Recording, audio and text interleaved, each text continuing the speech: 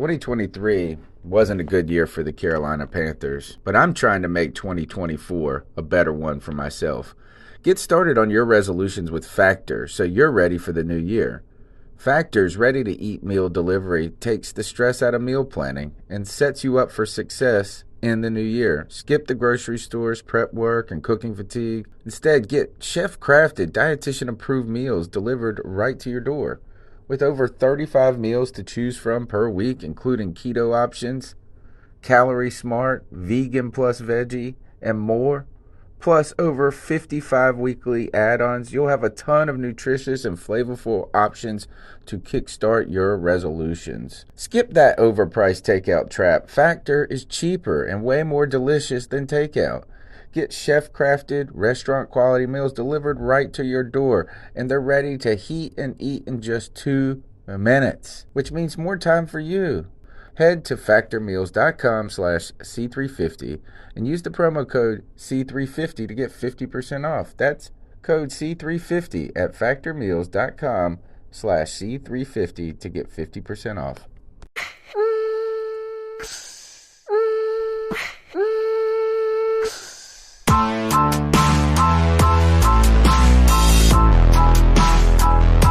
We have a chance to try to extend our season record to 12 games, and that's important for us, and that's the only thing that's really pretty much on my mind, and I think I speak for the masses when I say that. The defense is playing great, the special teams is getting great field position, the offense is winning, the point of attack, we found ways to win. You can't get to there until you take care of what's next.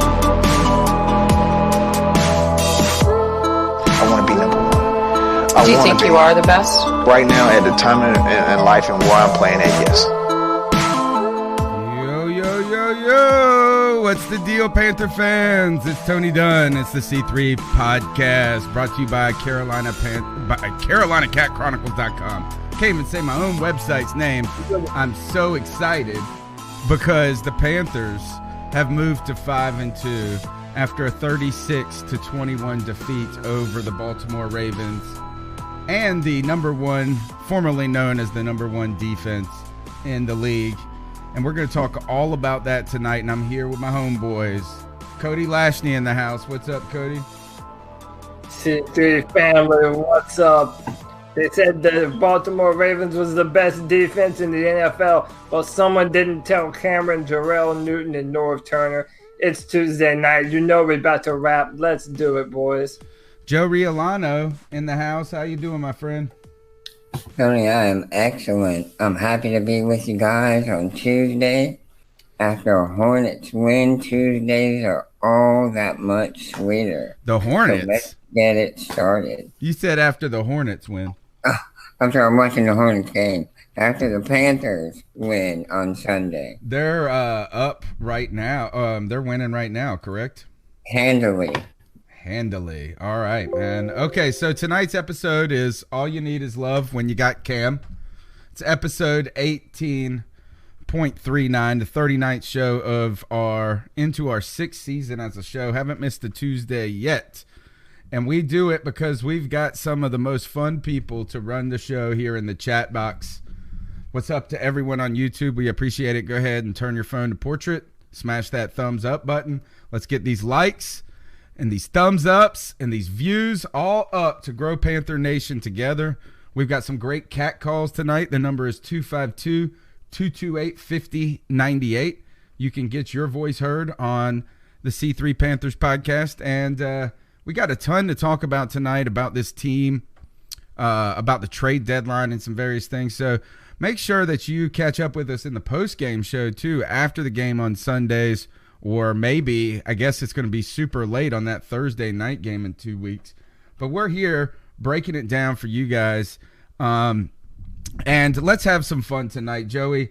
Tonight, the trade deadline passed, and there was no Jared Allen. No Jared Allen on the wire like in 2015 when it was time for us to bolster the defensive line. Some similarities there, but nothing happened today. The Panthers stayed pat.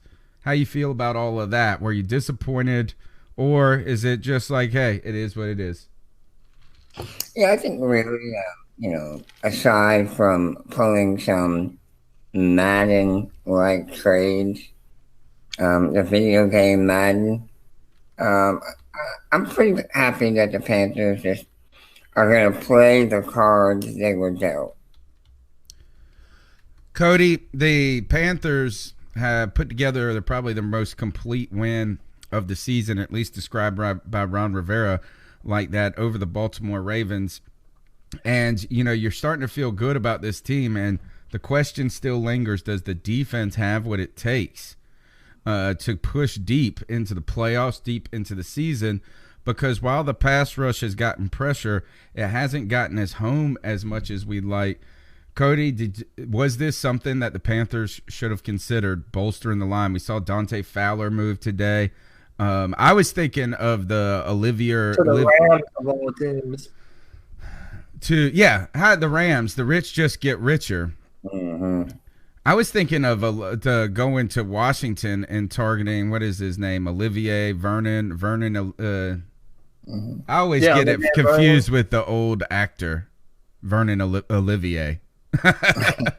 But but he's an older defensive end, but he's played a little bit. He's been playing kind of well this year when he's not been banged up. But the Panthers did not make any moves to strengthen this defense. Was that something that was needed? How is this pass rush and the defensive line, or do they got what it takes? I would have liked to have seen an attempt to maybe bolster the defensive line a little bit, but really I'm not too worried. I feel this is a signal from our coaching staff and the front office that, look what we've been able to do thus far with the team that we have intact, and they have a lot of faith in this football team. And, my mom always tells me you have to trust your gut instinct. And, I've always had this theory that you don't know what a football team is actually made of until about week 7 of the NFL season. And that's around where we're at. And it's not a coincidence, in my opinion, that now you've seen us put on our most dominant performance. I think that we need to trust this team. The best is still yet to come. I think we're okay. I don't really know who we would have targeted anyway. I think we're in a good place right now. Which players need to step it up on that defense, though? I mean, because the defensive line has not done what we hoped it would do. And while this defense hasn't played particularly good or bad anyway, the strength has really come from the back end with Dante Jackson playing out of his mind, Eric Reed really starting to come on strong, and the linebackers, I guess, were led by Luke Kuechly, playing downhill. But the strength has not come from the defensive line. Who needs to step up there, Joey? Well, I'm going to get back to not making a move. I think part of the reason they may not have looked to add someone is they didn't want to tinker with the team chemistry. I think they kind of like what they're getting from people. And sometimes when you bring in an outsider, it just you lose that chemistry. Kind of throws off the vibe. I think as far as we just need everybody to continue to work hard. I think we saw great effort from the guys this past week. They were not able to get to the quarterback every time or much at all. I think, would they end up with 1-2 sacks maybe? But I know Kuechly got one. I know that. Yeah, and the fact that they weren't from our defensive line, I mean, you might see that as a sign to worry. I still don't. I've said it before. Our team kind of amps up later on. Mm-hmm. You wish they would come right out of the oven blazing, but that's just not who this team is. But yeah. I do feel, I trust K'Wan Short, Mario Addison, Julius Peppers. I mean, they're veterans. They're grizzled. They know what they're doing. I think as we start to incorporate some of those safety blitzes and corner blitzes, and letting our linebackers play fast, I'm really not too worried about this defensive line. I think we're going to be all right, and we're going to start getting home. credited with 2 sacks. I think that Luke Kuechly one, he actually got the ball away at the last second before his knee touched. It was Eric Reed and Dante Jackson who recorded the sacks. So those are on the blitzes, or obviously those are coming from. They're not generated by the defensive front. Now, one of the interesting things I think about the trade talks, guys, is that we saw. I think it was Tin Tizzy said, "I don't think there was anyone out there worth trading for." And if you think about the defensive front, if you were going to get a guy to play, it would be, obviously it's going to be a defensive end. But then you got to think about who you're trying to replace. Is that guy's got to replace Julius Peppers? And I think that's a tall order to ask anyone to play first and second down and then just let Peppers come in on third. More than likely, Peppers is just going to be better than that person on every down, unless you get somebody who, like, I don't even think Dante Fowler would be that guy. And then, I mean, and you're not going to replace Addison. So you're talking about bringing in a guy to do kind of what you really, truly want Peppers to do. And to take some, lessen his pitch count.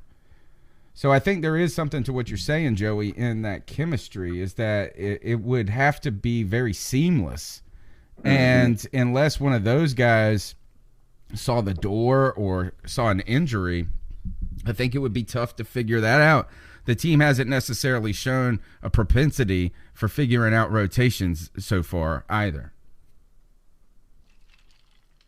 I think you're right. I think they didn't see anyone, or they didn't feel anyone out there could add much more to what they had. And thankfully, there was no injury that made it a priority to bring somebody in. So when the devil is better than the one you don't. Great point. Yeah, and then he would have to learn our system. We would have to come in, and I also think that it does kind of underline the faith that they have in Wes Horton, and maybe even now Efe Obada or Odaba. I always say his name wrong. However you say it, Obada. I apologize. I call him Obama sometimes, but listen, I do think that they do like our rotation. We even talked a little bit before the show that maybe our coaching staff has more faith in Vernon Butler than even we do. I mean, I know he's not been very popular amongst us, amongst everyone in the chat, but I kind of think they like their rotation right now, and they kind of feel, as I do, that you haven't seen the best of them yet, and there was no need to bring someone in that would have to learn everything that we're doing. Hopefully it speaks to how good Mario Addison is feeling, because he dinged, he injured his back. True. And hopefully this tells us that he's starting to get on the mend, or at least they don't think it's serious. Because Efe Obada doesn't have a lot of experience. While he's made some plays so far, it's going to be hard to see him take on a larger role. I think you're going to try to be finding a guy. Marquise Haynes. I don't even know if Brian Cox Jr. is still in the rotation. Wes Horton. I think as you get deeper into the season, it might be like we were in 2015 when we had some of these kind of no-name guys having to play some snaps and needing to contribute. And so these guys hopefully are going to gain some confidence in the system and get us to where we need to go. But I think, like some people have pointed out in the chat room, we want to see Dontari Poe step up. We want to see Vernon Butler step up. KK has got to start making some plays, and I think we really just need Mario Addison to get 10 sacks this season. He's got to be the guy that is the number one guy, and let Julius Peppers just try to get what we can from him, because he's probably been the most damaging pass rusher we've had in some ways. I kind of still think it's going to end up being K1 Short. I think KK is going to turn it on. And, when your defensive tackles help out your linebackers the most, because, when you're defending that A and B gap, when your defensive tackles are winning, Shaq Thompson and Thomas and Luke, they love that. So I see that defensive line and the man who's in our title, Kyle Love. I mean, I think those two are going to pay dividends down the road. So, guys, I've been thinking about this. We were all excited after the win on Sunday, and we saw what we thought was a creative offensive scheme, or at least we saw Norv Turner's expertise. And Harbaugh, after the game, pointed out that Norv Turner dissected them and game plan and schemed them to death. So we saw the best coaching potentially of the season. We saw the best offensive, the most crisp offensive performance, and the defense did some good things, for enough in many ways to always keep us ahead. And that offense was just clicking. My question, though, is afterwards we were so consumed about how complete and how awesome this was. But we got we were very fortunate in a lot of cases. Ball bounced the right way. We got some good calls. There were some defensive push-off or some offensive pass interference. 3, I think, against Willie Snead that I'm not saying that what if, sometimes they just don't get called. So my question to you guys is, we had, with all of that good luck that we had in that game, how authentically complete and good was this victory? Or was this we still got to see because of that fortune that we had? Joey, jump up. I think it's a mixture of both, Tony. I think we saw some really good things by our guys. We saw better pressure. We saw the defensive coordinator use the secondary and linebackers in blitz packages. And we did have, some balls bounce our way. The perfect example being DJ Moore on the reverse. Literally bounced right back into his lap. If you watch it, he never panics. He never freaks out. He watches the ball, he sees it come up, and he scoops it up and goes. So I think really, honest to God, it was a little bit of both. They run this play at USC. Sorry, I'm trying to the Raiders, play the clip. San It's not Francisco. showing. This is Triple option right here. the DJ There's Moore the pitch pitch right to here. DJ Baldinger, Why wouldn't you do that? breaking it out. Look at that. Like a shortstop, fielding one hop. I All believe that so, speed. yeah. Turn the corner on Mosley. Now look at him. Steering traffic So- down the road. Yeah. Here. Picking All right. up a block on the outside from Funches. So you saw some, and that's what it takes sometimes, Joey. A lot of it coming together, right? Not just only, we had you need the ball to bounce your way. Now, Cody, the defense, though, has not been as lights out as we are accustomed to seeing. But this offense is really starting to click and do a lot of things well. Cam Newton at the helm of that. Is this just as a team that we're not as familiar seeing win these ways, but still just as good as we've seen in the past? Well, yes, I do still want to see more. We all do. But one of the things I do think that is important to say is, we've been giving a lot of love to Norv Turner, and deservedly so. I mean, you look at Cam Newton's completion percentage. It's been better than it ever has been, and Norv Turner definitely does deserve a lot of credit.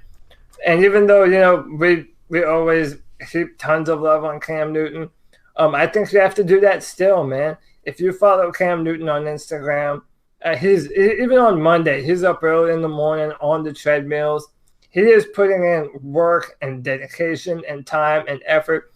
And man, the throws that he has been able to make and the plays that he's been able to make, moving the ball down the field, Cam Newton is playing his best football right now. His numbers are even better than this point through the 2015 season. So there's so much to be thankful for having this quarterback on the team right now. Cam is playing incredible. And I think they're letting the offense run through him more. And that's how you win football games, when you have a weapon just like Cam Newton. All right. We're going to get to I want to say that we got plenty more to talk about in this game. We want to talk about how important, how good Cam can be this season. But guys, we have been trying to make a conscious effort to make this show the most interactive on the most interactive Panthers podcast around, because you guys in the chat room, on the Cat Calls line, fuel such a good conversation. So right now what we're going to do is we're going to go ahead and to jump into the first round of Cat Calls. We've got a special guest coming on at 9:35, Gene from Buck What You Heard. So let's pound out some of these calls. We'll then check in with Gene, and then we'll finish up the calls. We still got plenty to talk about, guys. Here we go. What are your thoughts on catcalling? Yeah, it's pretty. You shouldn't do that to somebody. And how did that make you feel? Very uncomfortable. So how do you think catcalling makes the person feel? It feels good, like. Who's that cat sitting in the back corner with his face buried in his nose? Who's that kid that can use one? Professor Mel Mayock, freaking Puerto Rican. It's Cody Lashley from the YouTube chat once more. Hey, that's me. And I just want to say real quick, I feel like how the professor felt when we didn't go after TJ Ward. Is this the We're right missing call? an opportunity right now to get better. This is an old call. This is the old call. All right, here we go. I'm like, dude, I don't remember calling in. I know. I was like, good gosh, I know I got the calls too. That means that Mel's call is lost somewhere on my files. So I'm going to go to work following it. Here we go. Nothing ever goes smooth. Again. I guess I went too long, so let me speed this thing up and shut it up. Back to Hey, what's up, C3? This your boy, Nova Black again. Man, what a game, what a game. First time we guys came out and played full complimentary football in all three phases. I want to start real quick with the offense. Our quarterback, Cam Newton guy, played out of his mind. I think he had like 21 out of 29 for like 200 some odd yards, 2 touchdowns, a rushing touchdown, looking like his old MVP form. Very judicious. I think he kind of took some. Here's the second part of that call right there. Hey, it's Nova Black again. I guess I went too long, so let me speed this thing up and shut it up. Back to Dante Jackson, man. That guy, he really shut this Brown dude up. I mean, he's supposed to be the speedster, but he played really good, got him a sack. You know, we've been calling for him. You guys was calling for him, you know, to do the blitz, the corner blitz. He did that. It was successful. Eric Reed showed up big time. The whole defense showed up big time. I look forward to our game against the Bucks. I hope it's a good game. It would definitely be boring if we put up a 50 burger on those guys and just shut them out.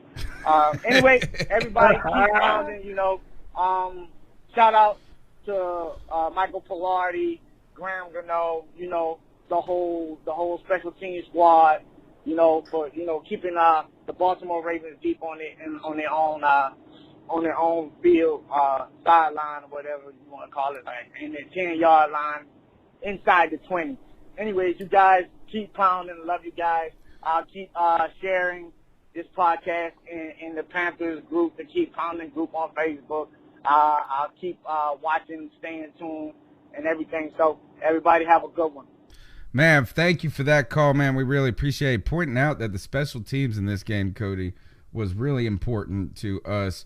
Winning the field position battle, putting them in some difficult spots, particularly after on that opening drive, they were able to march down the field rather easily in some ways, or easier than we wanted. They score a touchdown, and you're thinking, man, this could be a long day.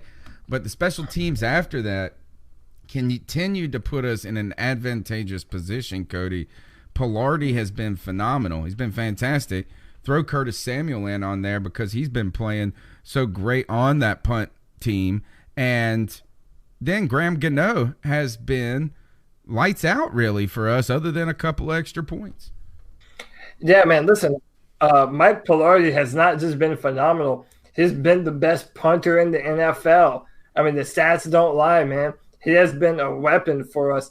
And punters are people too, damn it. Listen, man, our special teams, they're doing work. And, I mean, that's an important part of football, you know. They don't get a lot of the praise, a lot of the love. But when you're able to flip the field like that at a moment's notice and pin them back to their end zone, I mean, that's a big deal. And especially later on in the season, when you're in, you know, November, December, that matters. Having players that know what they're doing on special teams. So, yeah, that's been very important. I love what we're seeing.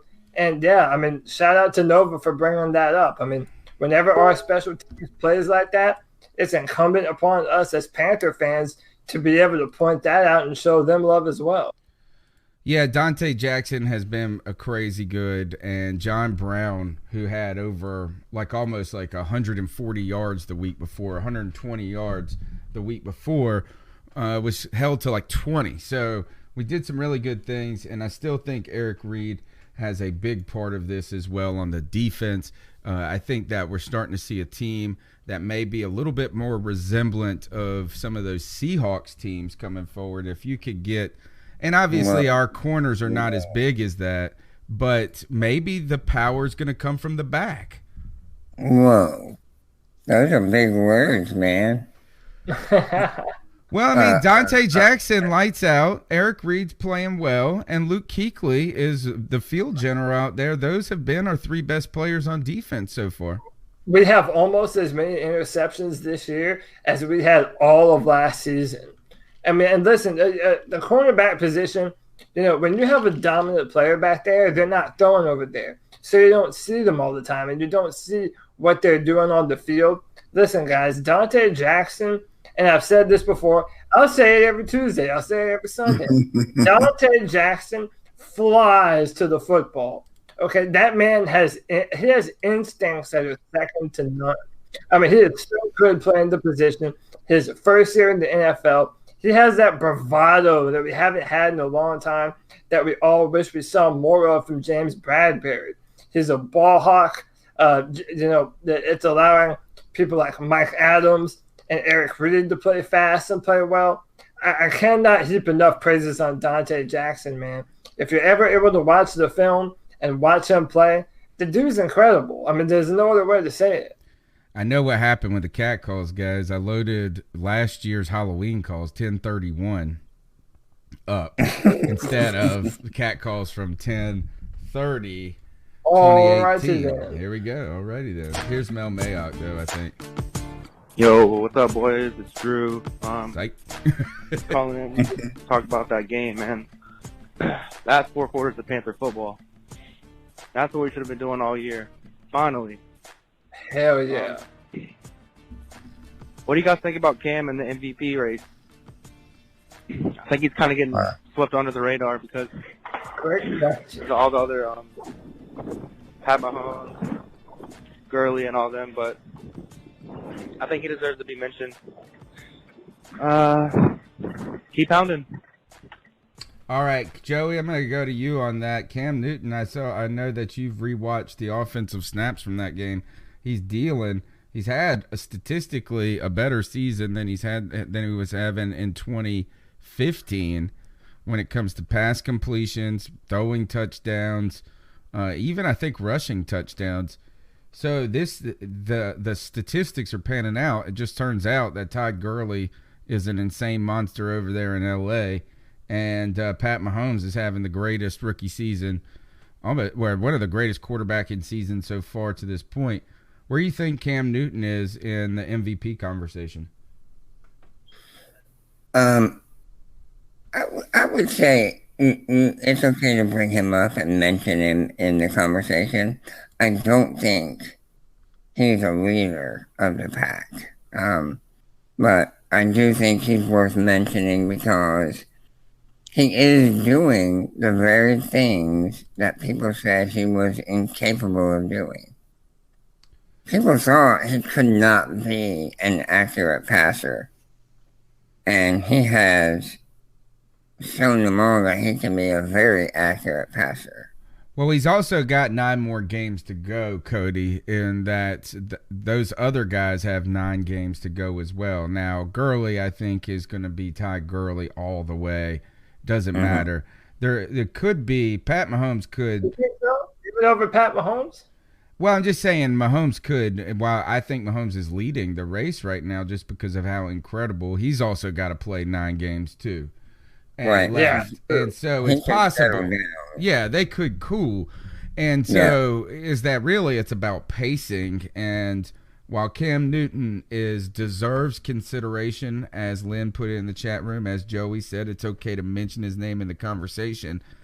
It's not. He shouldn't be the front runner at this point. Right. But that doesn't mean 8 games from now, if he keeps having this season and the way it's going, that doesn't change. So Cody, is he having an MVP worthy season? I feel in most seasons he would be, but when you look at what Patrick Mahomes is doing and what Todd Gurley is doing, and granted, I will say both of those teams, the Chiefs and the Rams, they're about to go through the gauntlet. If you look at their schedule, they play some of the best teams in football. Well, they play each other, too. Yeah, they play each other in Mexico. And Andy Reid coached teams. They have a history of falling off a cliff. I mean, they did so recently.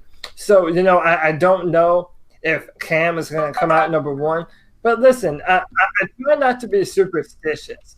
But a fact is a fact. For the past 5 or 6 years, the player that won the MVP of the NFL didn't win the Super Bowl, even though they were in it. So, it's like I try not to be superstitious, but man, listen, if hoisting up a Vince Lombardi trophy means that Cam Newton misses out on the MVP, I'm fine with that, man. I'm going to tell you this, is that, look, I'm rooting for Cam, but right now Patrick Mahomes is having the most incredible season. He's 7-1? Yep. And he's got a 65% completion rate, rounded up to 66, 2,500 yards, and 26 passing touchdowns. He also... Yeah, he's got so much talent around him, man. He's got 2 rushing touchdowns, too. Those numbers are just unreal type numbers. Only 6 interceptions. Those are like those are the great. I mean, it's the greatest 7-game stretch by a quarterback ever, possibly. Yeah, I mean, and essentially, it's his first season in the NFL. He had a redshirt year last year under Alex Smith, so he's just now kind of starting to take the helm, and take the reins of that offense. But I don't know, man. I'll believe it when I see it. I don't trust that defense.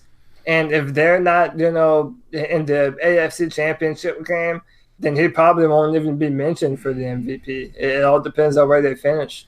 Ty Gurley, by the way, is on pace for 1,600 yards rushing. Yeah. He's 800 yards on the dot, and he has receiving yards. Good God. I don't even know how does it, where's the total at? The sum is something crazy. It is 351 receiving yards right now.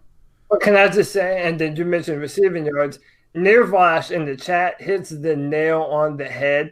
They did in Kansas City what you're supposed to do with the quarterback. Tyreek Hill, Samuel Watkins, Travis Kelce, amongst others. I mean, that's what you're supposed to do. If you have a quarterback like that, you put weapons around them. And that didn't happen with Cam Newton, for a lot of time here in Carolina.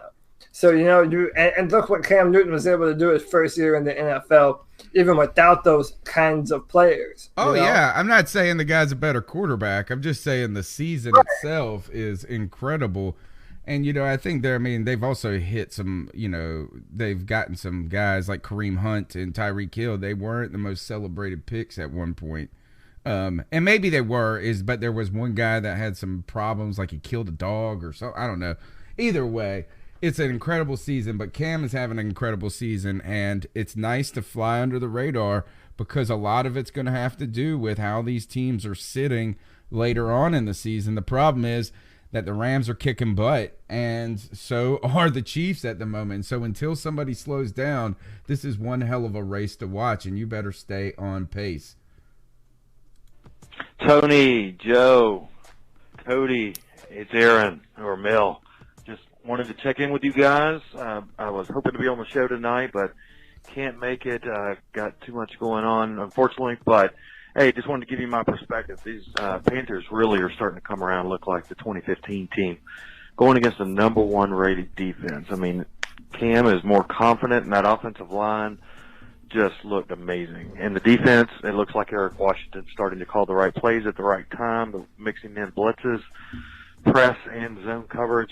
Things are coming together, but we've got to see if it's an aberration, kind of a one-time thing, 5 good quarters of football, or if they can sustain it. And we're going up against Fitzmagic this coming weekend, so it'll be a good test. But I will be back next week, good Lord willing, and miss you guys. Hope you're having fun, and I'll be watching in the morning. We're gonna have a big test when it comes to this Bucks offense, and we're gonna be talking about that with Gene Thomas from Buck What You Heard podcast in just a moment about that. And because they're surprisingly the number 1 offense, I think, in the NFL or something like that, which is crazy given that they're one of the stinkiest teams in the history. No, they're not very good, right? Good God, that team. It's magic, baby. I know. If that's what's your magic, then we're all right. But a test for our defense because there's some talent in some guys there. O.J. Howard having a great season. A surprise for a lot of people. I was excited that because I like him as a player. I've drafted him in fantasy, so that helped me a lot. Panther fan down in Savannah. Whoop, whoop, on the win today. Yeah. Man, we look good. God, we look good. Man, it was nice to see a good, complete game from our Cats, is all I got to say. Whoop, whoop, from Savannah, baby. Love the Panthers. Nice. Whoop, whoop. Whoop, whoop. He said, whoop, whoop. from Savannah, baby. Let's go.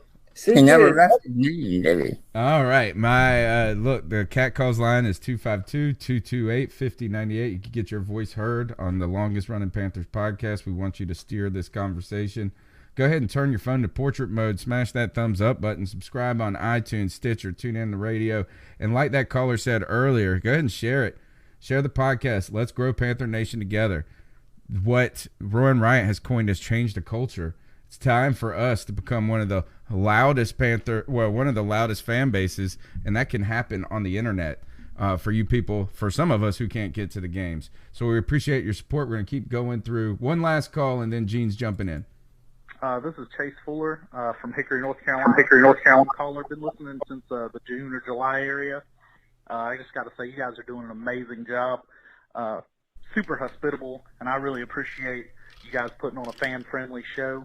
But I just got a few notes, mostly from last week's game.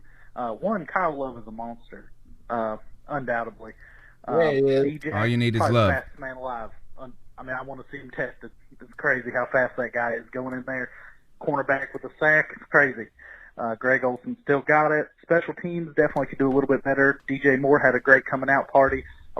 Between week 6 and 8 is the best time to see a rookie really start to shine and come out. I hate that Torrey Smith had to go down for us to see more out of him, but sometimes with the injury, the younger guy gets to get in there and do something. CMC's awareness of where the football is on the field was crazy awesome. And my last point is, you guys got to get off Bradbury. Not you specifically, Tony or Cody. I mean, I'm just saying all the fans calling in that are on Bradbury. This guy's lining up against some of the top receivers in the NFL. He has had some. Drafted him 62nd overall, in 2016. He's 25 years young. This is the kind of guy that's going to get coached into greatness almost. We hardly paid him any money, $3.6 million. Like I said, you can coach the guy into greatness. And if you remember, his very first game was against Denver, and his very first tackle was the first play of the game against C.J. Anderson, our running back, one of our running backs right now. But anyway, once again, thanks for putting on a fan-friendly show, and can't wait to listen to you guys tomorrow while I'm at work. Thank you. Fantastic call right there. Just going down the list of points about this team. Mm-hmm. I think there's a lot right there, but the one that continues to stick out to me is how Christian McCaffrey has just been an instinctive player throughout this season.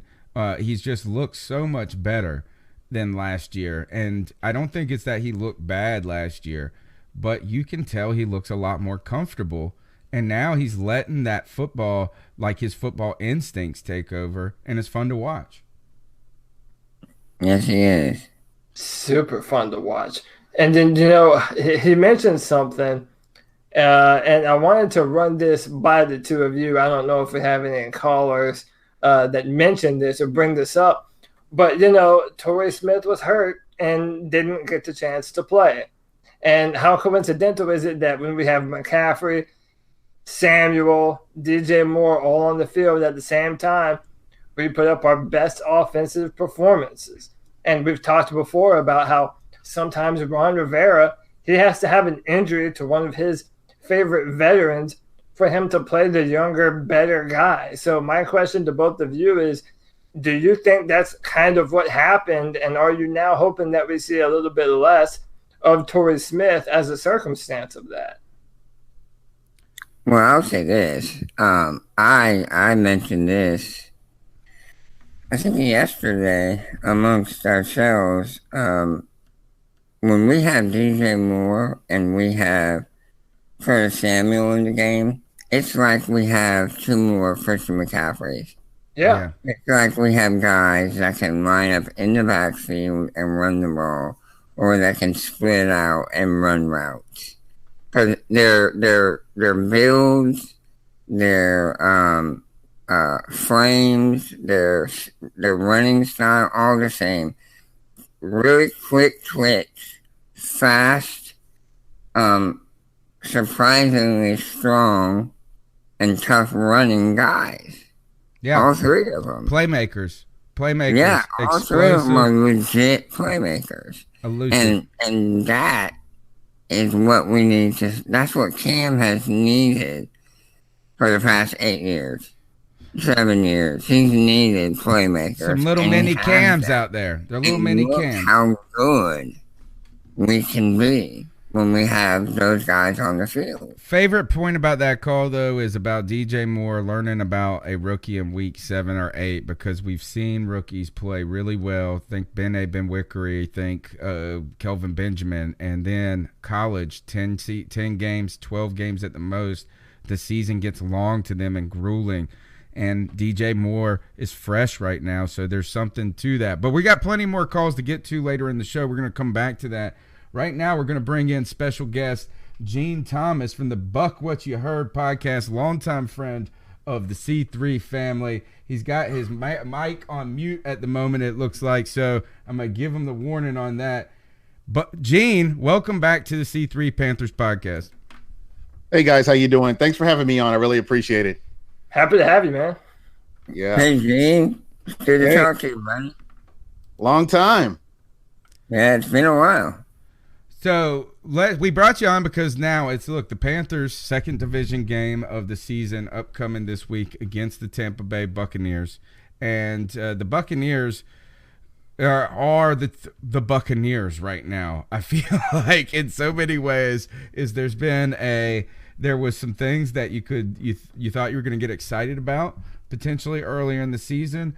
Problems on defense let your defensive coordinator go, as well as right now some tough losses this season. And one, you just lost by 3 on the road in Cincinnati, I believe, falling to 3-4 after starting 3-0. Is that correct? Starting 2-0, yeah.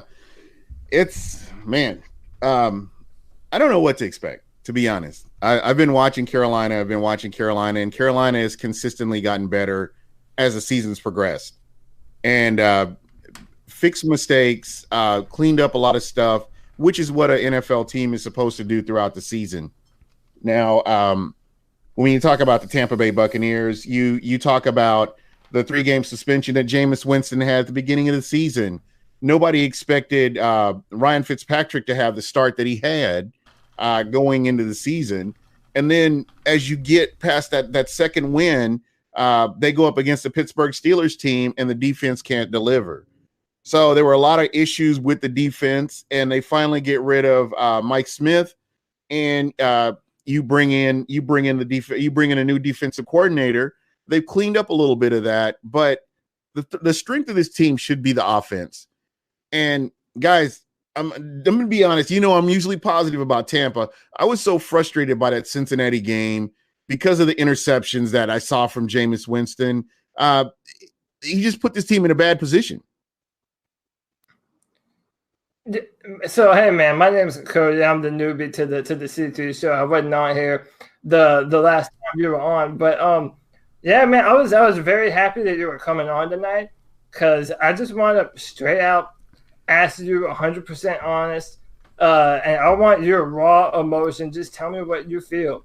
In 2015, with the first pick in the draft, did Tampa Bay draft a bust? Just at that time, I didn't feel like they did. I'm going to tell you this about Jameis Winston. Jameis Winston works harder than any other quarterback that I've seen, with the exception of maybe Brad Johnson going back to the Super Bowl. But just what I've seen from him, the decisions that he makes, he's a blessing and a curse, basically. One time he'll put that pretty pass on the money and you've got a touchdown, and then the next play he's throwing an interception to nobody. I don't know if he's the answer here. And I think it's an accumulation of a lot of things. When you look at Dirk Cutter and how he's managed the game, and then you look at, I guess there's a lot of things that are going on, but I just don't, he's going to have to do a lot to prove that he's the answer here. And I just right now don't see it. Yeah, I mean, listen, I'm a diehard Clemson fan, and I'll never forget in 2013, FSU and Jameis just rolled in, and they basically did whatever they wanted, man. And I remember then saying, dude, Jameis is for real. I mean, he really does have a ton of playmaking potential, but it's just something didn't happen for him that it seems happened with Cam. And it's just, I'm a fan of him. I've never hated Tampa like I do the Saints and the Falcons. I've been pulling for Jameis for a while, but it just seems as though there's that final step that he hasn't been able to take, and I don't know why that is. Yeah. So it's going to be an interesting season. A lot can happen between now and the end of the season. I'm not writing him off, but he just hasn't done he hasn't done himself any favors. The one thing that I said at the beginning of the season, when Jameis Winston gets back from suspension, he has the ball out the rest of the season, and he hasn't done that. It got so bad that they put Fitzpatrick in, and you saw what Fitzpatrick did. Fitzpatrick is a natural quarterback. When you look at the touch on the ball when he's passing to receivers, O.J. Howard, he uses everybody around him, and he was able to carve up the Cincinnati Bengals in the second half, just everybody getting open. And when you look at all the weapons that Tampa has, there is no reason for Jameis Winston to have the interceptions that he had. Joey, you know what the problem is he got a disease. It's called knucklehead. He got a knucklehead syndrome. Everything he does is a knucklehead. And it's on the field, it's off the field, and I hope that that's not being too lightly of some of the transgressions he's had. That's actually very serious. But you see some of those throws, and you've seen there's nothing changed. He's the same guy he's always been. He's a guy that can throw 5 touchdowns and throw 5 picks the very next quarter, or the next game, the next week. I just feel like he doesn't recognize the repercussions of throwing interceptions. Like, it's just like, it was just an interception. I guess it's just part of my game. If you go back to all 22, and watch how he throws the ball, he doesn't have that touch on the ball. He's throwing fastballs. He's throwing lasers. He's throwing frozen rope. If you watch him, and then you watch Ryan Fitzpatrick, he's dropping the ball where it needs to go, or he's placing the ball where it needs to go. And when he has to put that laser in there, he does, like that touchdown to Chris Godwin. He just put that ball where it needed to go, but it's not always that fastball. And I don't know. I think it's just going to be a little bit more growth. Jameis Winston's 25 years old. He's got a lot more time to go in the NFL. So you kind of have to wait and see what happens. Is this true? In the chat room, they said 90 turnovers in 54 games. Is that true? No, 90. I heard something like that today. 90 turnovers? They said, yes, that's a real stat. In the games he's played, he's averaged 1.5 turnovers per game. That's what I heard.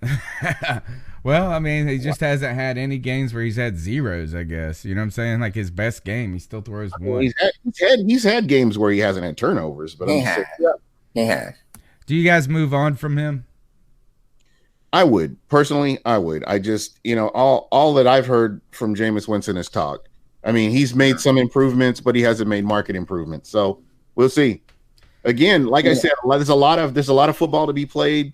There could be an injury. He could come back in, have his mind right, and he could turn things around. But just from his body of work since he's been in Tampa, I don't know. Is this one of those things, though, that for the rest of the season that we're just going to see because we know that Dirk Cutter is under pressure? His job is probably gone, I would think. Yeah. And they're going to probably, I would think, get new GM, do everything. That's what I would do if I was them. It's just time for a fresh 100% and commit to somebody in the long run. But are they going to be – is this one of those things where – it's just going to be a constant carousel of these two guys depending on if they have a bad quarter or a bad half for the rest of the season? No, I think you almost have to ride with Fitzpatrick. I look at his rapport with Deshaun Jackson. I look at some of the passes that he threw to Mike Evans, and they were just effortless passes. And, again, when he has time to throw the ball, Fitzpatrick gets it done. But, I look at how Jameis works with the offense, and I look at how Fitzpatrick does, and you're looking at two separate entities here where Jameis has his people that he throws to, and you look at Fitzpatrick, who uses everybody that's on the field. James, let me run this by you. 2 seasons ago, or maybe it was a season ago, everyone was crowning Tampa Bay in the offseason. They brought in so many new weapons. They drafted O.J. Howard. They had all these pieces, and it seemed like they were ready to take off. And then it never really happened. But then this year, every year. Every year. But then but that's my point though. Then this year happens. They're playing the Saints game 1, and Ryan Fitzpatrick just explodes. Do you think that was kind of the realization on what was supposed to happen when all of these offseason moves were made in the first place, like a Deshaun Jackson, like bringing in O.J. Howard? That's what should have happened. And I've heard analysts say the same thing as you just said. Yeah, that's something that I expected from them. And again, it's just a difference in quarterbacks. And you could kind of see that with Ryan Fitzpatrick when he stepped in for Jameis Winston after the injury. And guys, let me go on record saying I have supported Jameis Winston since the Bucs have drafted him. You guys have had me on. We talked about him. Yeah. So, I mean, when what you have to do is take a hard stop, look at his body of work and say, okay, this is what you have. This is who he is. He's been in the league for this 5th season. So this is who, or 4th season, 5th season. This is who you have. He's a blessing and a curse. I mean, because like I said, he could throw that dime, and then 10 seconds later, he's throwing to a wide open linebacker and who's running the ball in for a pick 6. So that's who Jameis Winston is. And until he can figure all this out, I mean, that's kind of what you've got. And when you're talking about wins and losses, I mean, the general manager is right now saying win now. This is what they have to do. There's no more rebuilding. This is it. So we'll just have to see what happens. Just looking at the schedule, I don't know. I mean, this Carolina game is going to be really interesting. It's going to be a great benchmark to see where Tampa really is. Yeah, I think you're right. It's a very important game for them. Even if they don't win it, they need to look good. Oh, yeah, the Bucs do. Right now, how do you think you guys match up against us? Because the offense for you guys has been lights out all season long. You're putting up tons of yards, tons of points, it feels like, every week.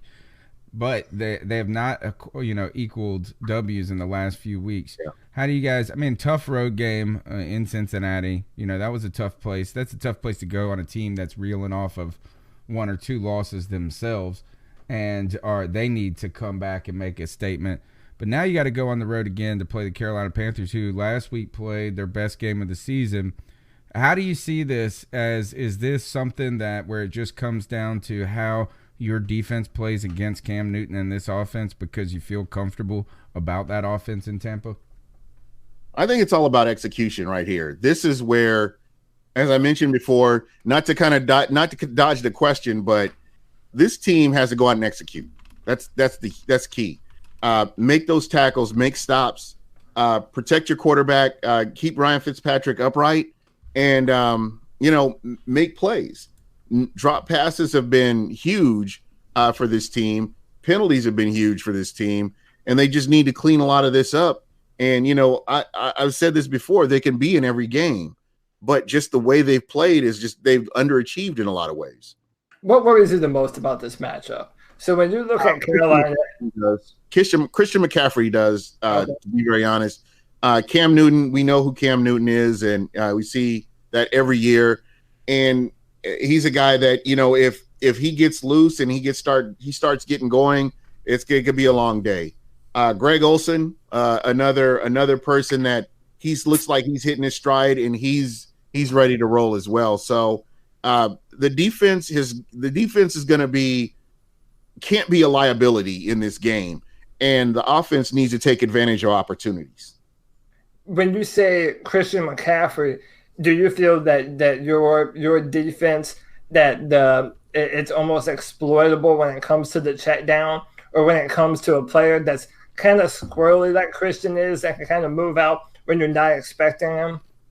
Christian McCaffrey is multifaceted, and when he gets into what speed and space, that's Christian McCaffrey right there.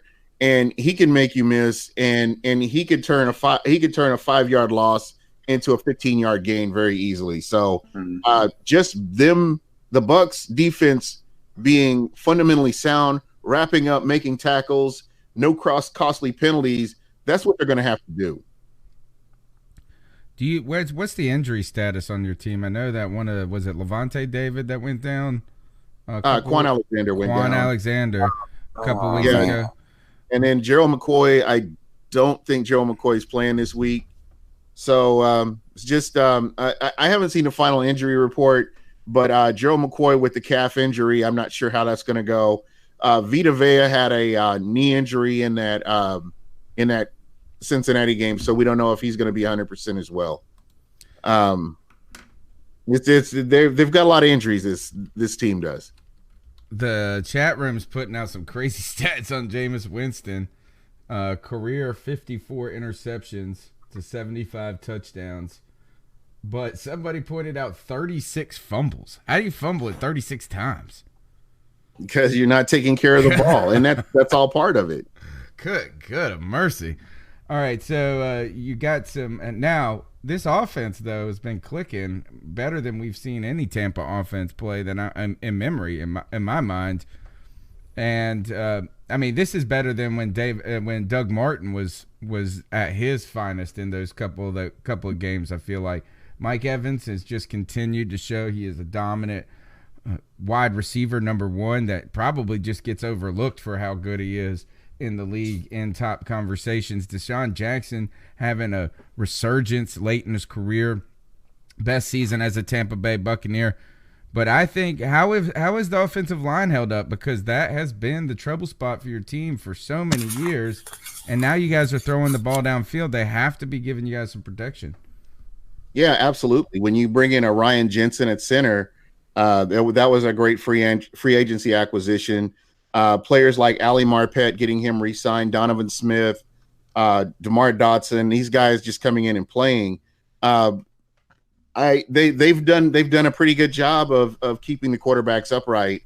And like I said, this is going to be a really good test against your front four to see how they hold up.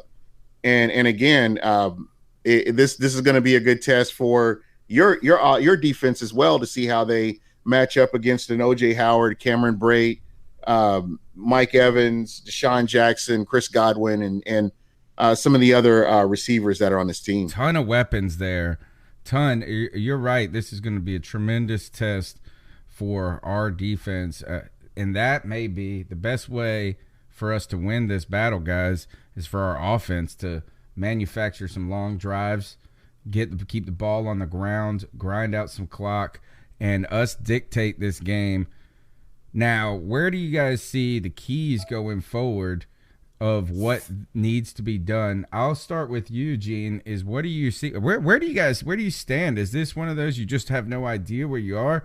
Are you hopeful that you could, go in to our place and upset us, or is this, where do you stand, and what are the keys to this game for the Tampa Bay Buccaneers if they're going to come out victorious?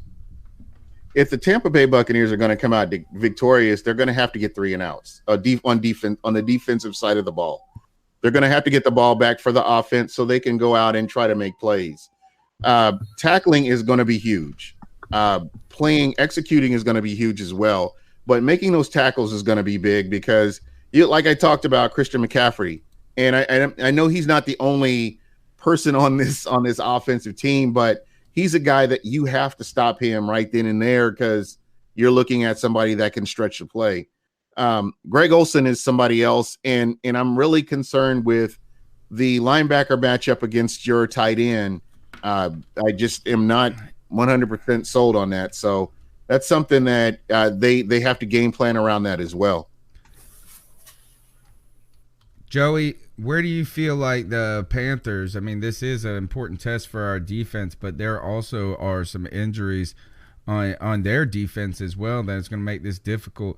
The Panthers obviously would have, I hope they're the favorites in this. We'll have to check the line.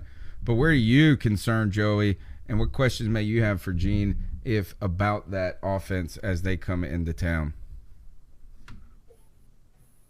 Gene, who has been the running back for the most part for the Bucs? Has it been is it Barber? Yeah. How's he done this year?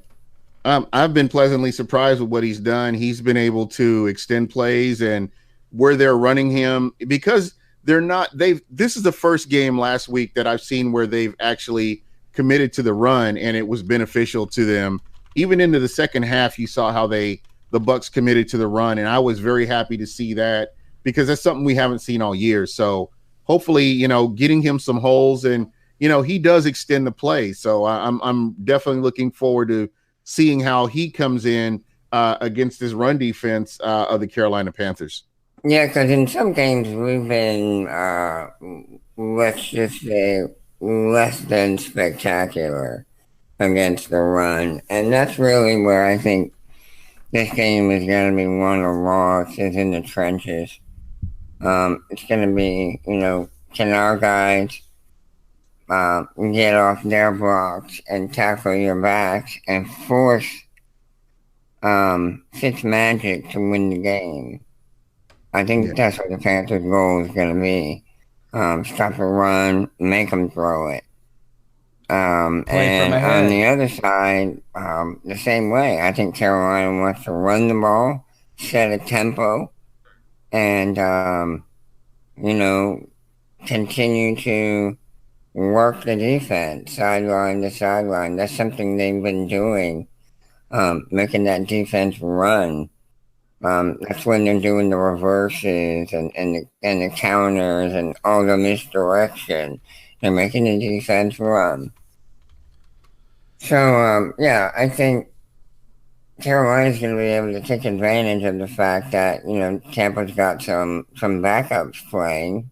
And I think that'll be how the Panthers are able to overcome. And if this Magic goes out and throws for 400 yards and 4 touchdowns, and what can we say? Great game. Yeah, I mean, if that happens, I'll tell you what we could say is that ain't supposed to happen. We didn't get to them. and I'll tell you, that's unacceptable. Now, somebody brought this up. We'll kind of get towards the end of this a little bit. The question is this offense as good as the statistics pan out? And the reason we ask that is that you've played the Saints. You put up 48 on the Saints. The Saints, especially at the beginning, were struggling on defense. 27 against the Eagles, 27 against the Steelers, only 10 against the Bears. The Bears were a problem game for you guys. And the Browns, I think, right, other than that, you guys have actually continued to consistently put up in the high 20s, maybe even into the 30s. Is it truly as good as advertised? If they're executing, yes, absolutely.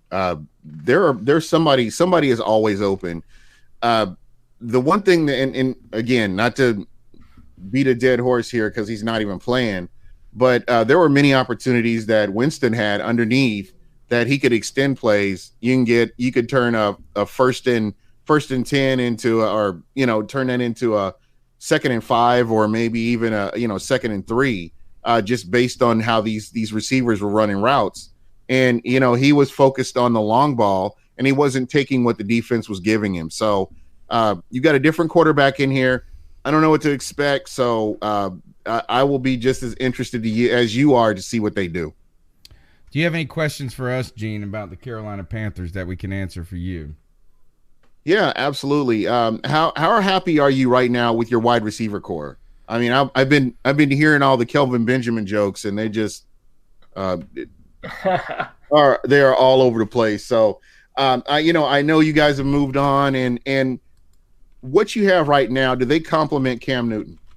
I'll kind of jump in first. One of the things that we've been saying is, does Ron Rivera, our coach, put in veteran guys too much instead of the younger, faster, more dynamic talent? And, Torrey Smith was injured going into Baltimore, and you look at the kind of offensive performance that we had, it was our best of the season. So it's kind of up or down with us, but we feel that this year specifically, Cam Newton has the best supporting cast around him that he's ever had. I mean, you have guys that are able to make separation, get some distance between them and the defender. And, Cam is always having to throw into these tight windows. But now that he has the check down option in McCaffrey, he has a guy that can get open in Samuel, and a dynamic backfield receiver almost in DJ Moore. Yeah, I think that as a fandom, we're pretty happy with our personnel and the way that it's trending, especially after what we did to the best defense in the NFL. I think that's the right word, trending, right there, because we're trying to work in DJ Moore more into the game plan, and they were not ready to just throw too much on him early in the season. But it's kind of good news that it's trending where he's starting to really make plays in the offense. We really right now, arguably, and I think it's clear, I don't even think it's an argument, is that at least on paper and what we've in the limited sample set we've seen between Funchess, Curtis Samuel, DJ Moore, Jarris Wright, this is probably the most talented receiver bunch that ever since we had Moose, Steve Smith, and Ricky Prohl together, right? With that 3 combination, is that these guys, and to be honest, is that Prohl was at the end of his career at that point. So these guys are young. There's some playmakers there, but then there's some other hidden things in there. Gene, say that again. Is Funchess your number 1 guy? I think he's I think he runs the routes that are for your big receiver, and I don't really know how to.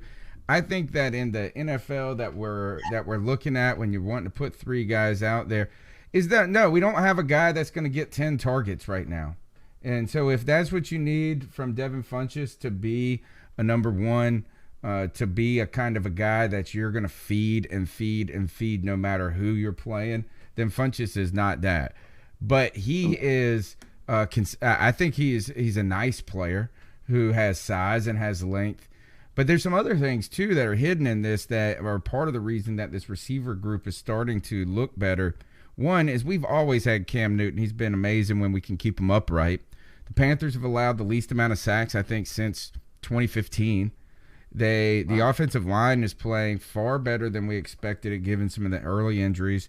And then you also have Norv Turner, who has made a significant difference in how this offense is run and the way these guys are executing.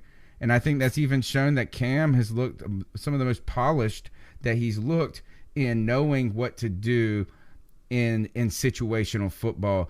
And maybe not even situational football. I just think this is Cam Newton has looked phenomenal against the blitz this year, and it hasn't been because he's getting out of the pocket and running it. Is that he knows where to go when the blitz comes from the left. He knows where to go when the blitz comes from the right. And I think he's being coached up well. So I think all that lends to our wide receiver group and the success we're having. But young, fast, and talented, we haven't had that in a while. And to piggyback a little bit on what Tony was saying, I think out of all of our receivers, Cam Newton trusts Devin the most. You know, there have been times this year where Devin Funchess has brought us that big third down conversion that we needed to have the chains moved. You know, he's had some good touchdown passes. They love that slant to Devin Funchess in the red zone. There's a connection between Devin Funchess and Cam Newton that hasn't developed yet between DJ Moore and Curtis Samuel. So, yeah, as long as Devin Funchess is on the field, he's going to look for him. Yeah. And I think with all the talent that surrounds Cam, if we would not have brought in a new coordinator, it wouldn't have made any difference. Right. I think the addition of North Turner has profoundly impacted Cam and totally changed his view of offensive football. He now sees football in a completely different light and has a deeper understanding of offensive concepts.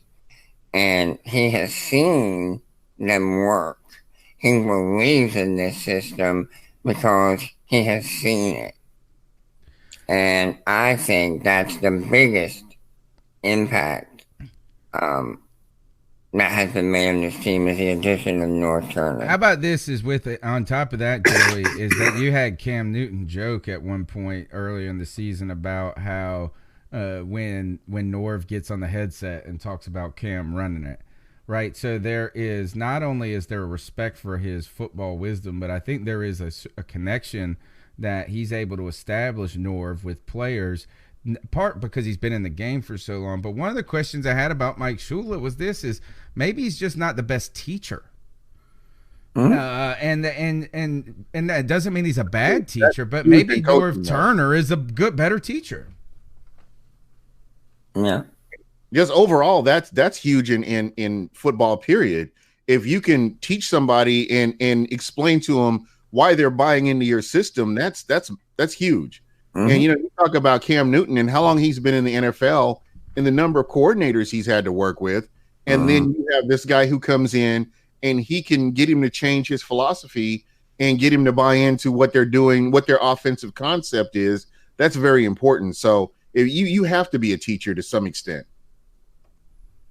All right. Well, yeah, I mean, and Cam's dealing. So you got anything else for us, Gene? No, guys, I really appreciate you having me on. It's been too long. Yeah, man, it has been too long. I'm going to come on your show tomorrow night. That's at 10 Eastern time. That is great.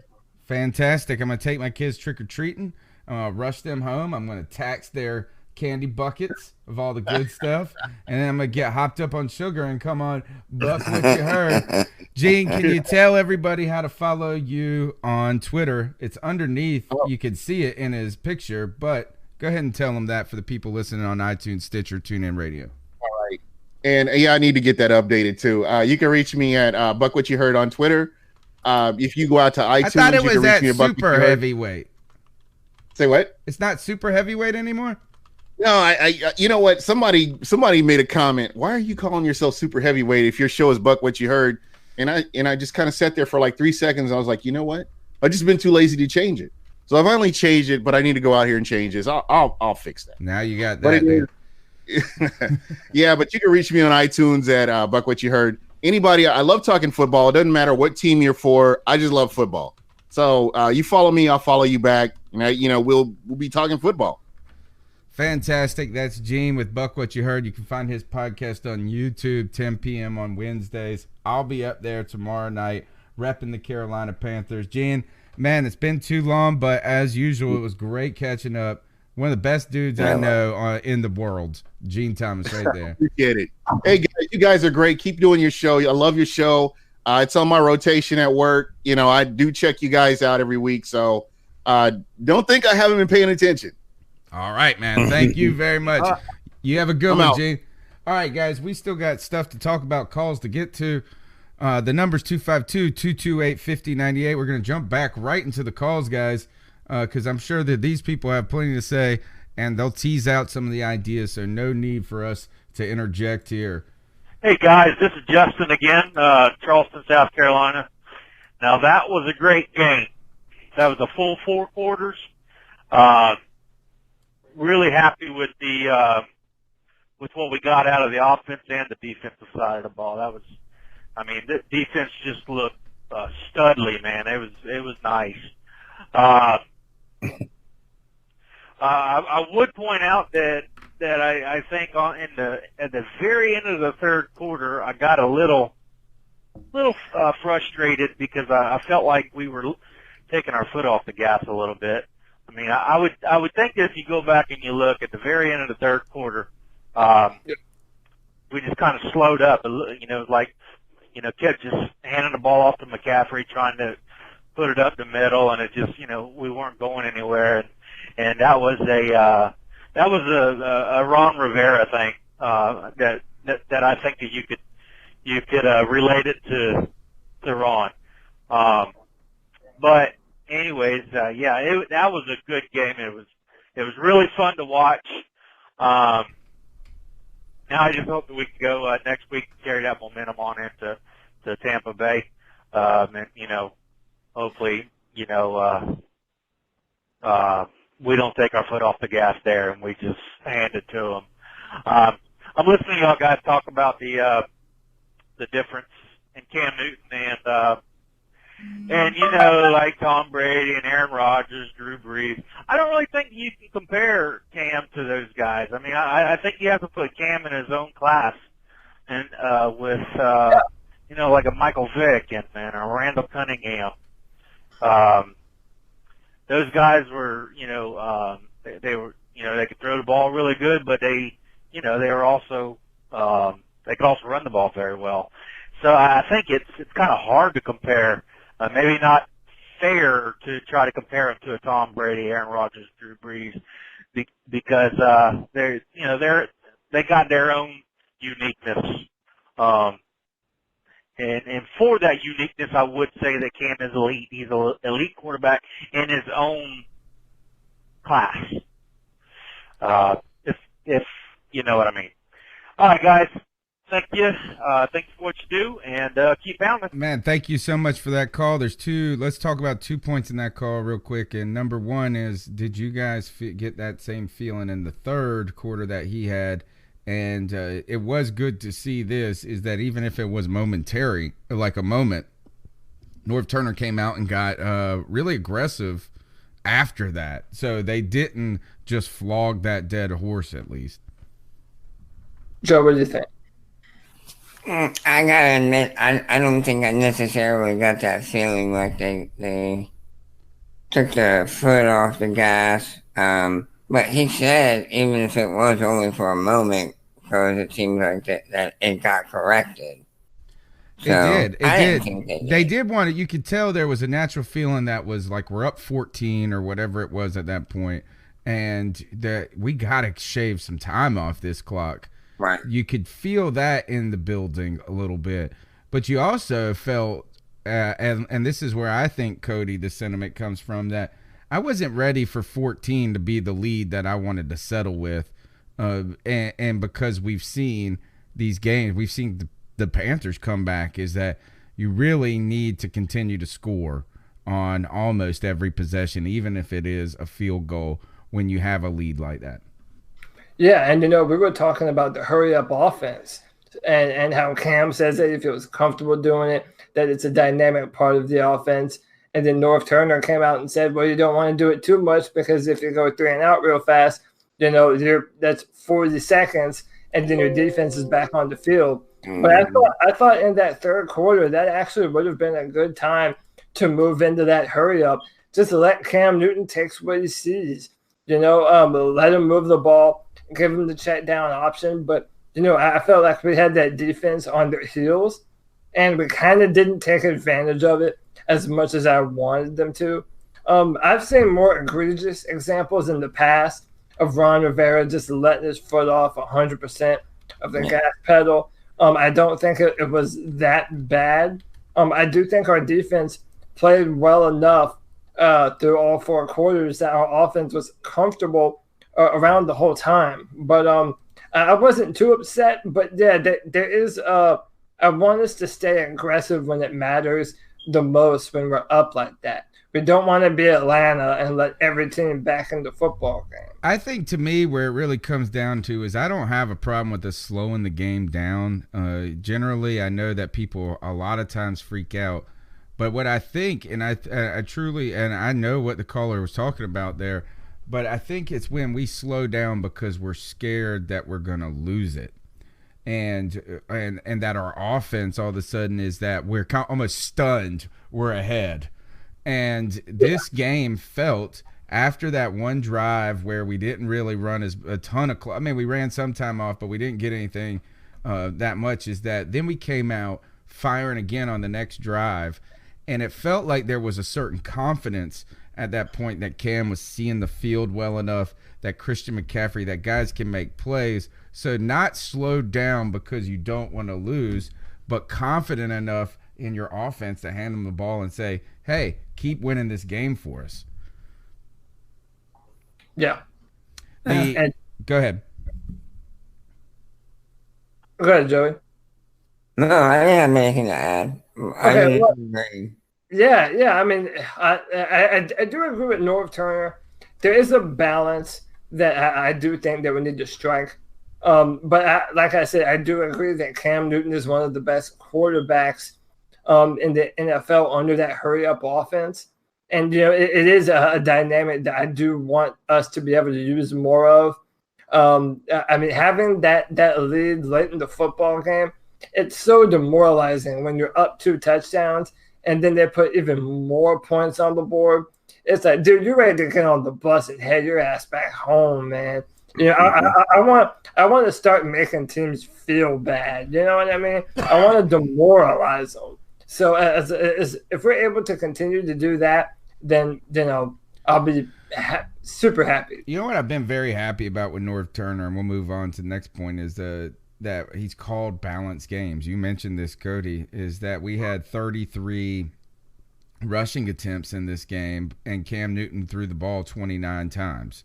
You know, you're really and you'll see those numbers fluctuate the opposite, maybe 33 passes, 29 runs. But it has not been a game that has been out of whack, except for that one game maybe in Philadelphia where we're batting down the whole time, right? Yeah. So he is calling a balanced game, and that's the key there. Now, the other point to the part about Cam Newton, I think there's a good point that one thing is that I don't think it's not even not fair to it's not about fairness, because I'm willing to compare Cam to any football player in so many ways.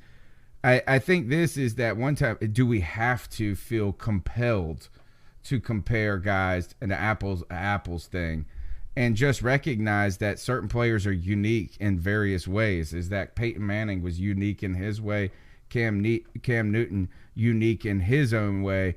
But I continue to say this about with Cam. The problem with Cam that I get so upset about people is that they often compare them to guys that their whole careers are past.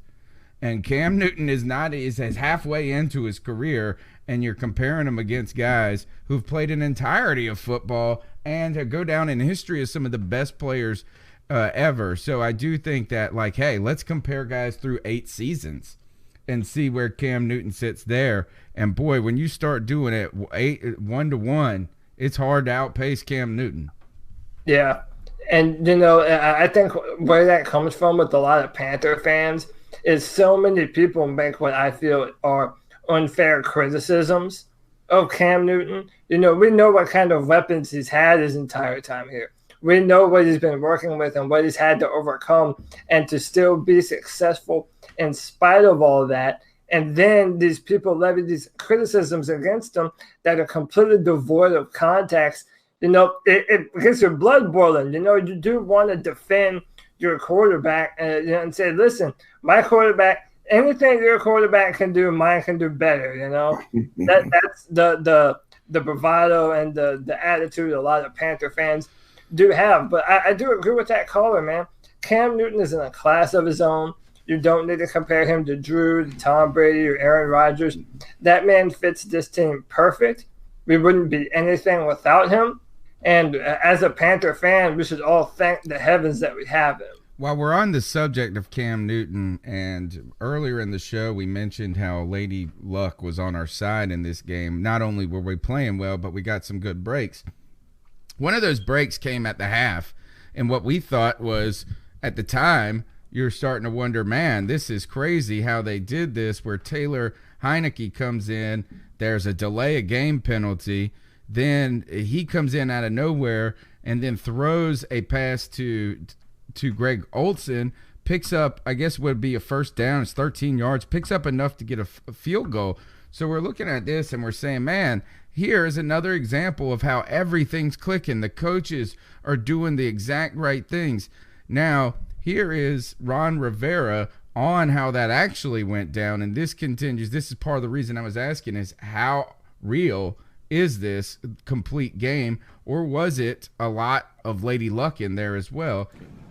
Well, what happened on that, we wanted to throw the Hail Mary initially, and Cam didn't want to throw it. He didn't want to strain himself out there, in all honesty.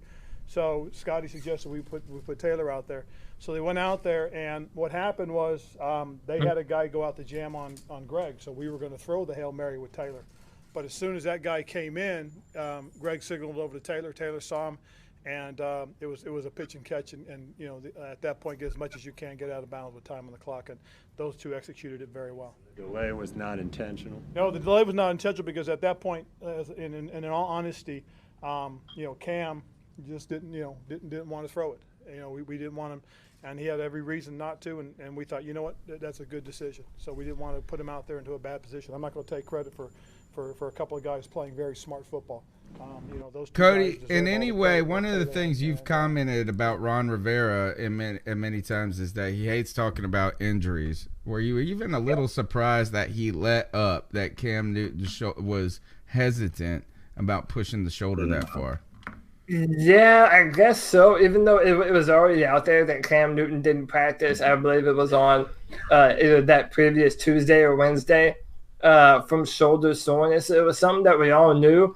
Man, I don't know how to feel about that, though. It's like, I don't know. It does make me wonder how much, discomfort Cam Newton is in. I know we've talked about the deep ball and, whether or not it is a cause of concern that maybe he does have some soreness that's preventing him from pushing the ball downfield. It is concerning. I'm wondering where he's at right now. I don't know if he practiced today. I'm hoping to see some more.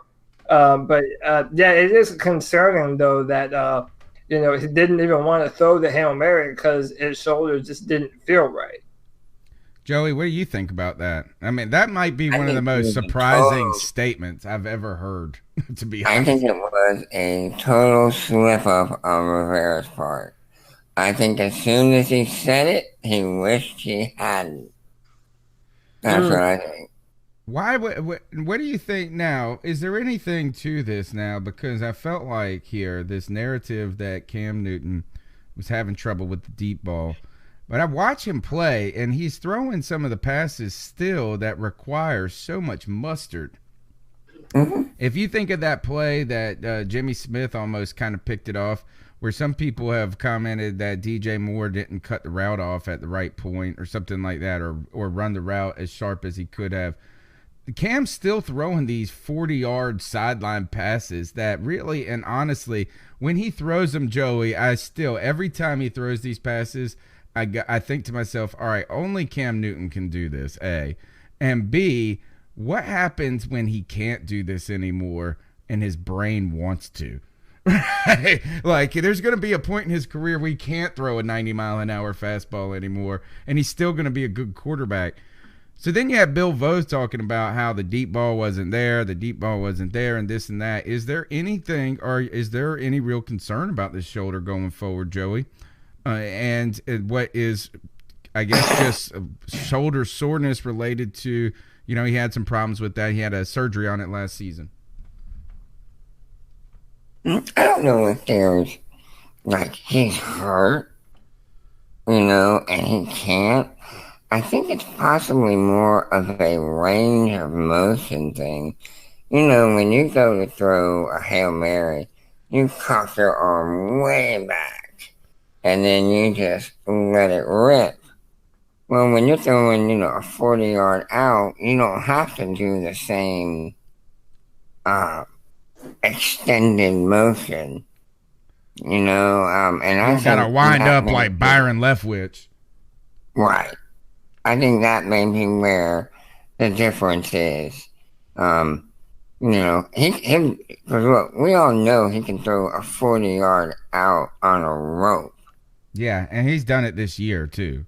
Yeah, so I don't think there's a problem there. I think it's just throwing that Hail Mary pass. He didn't want to put the stress or the strain on the joint.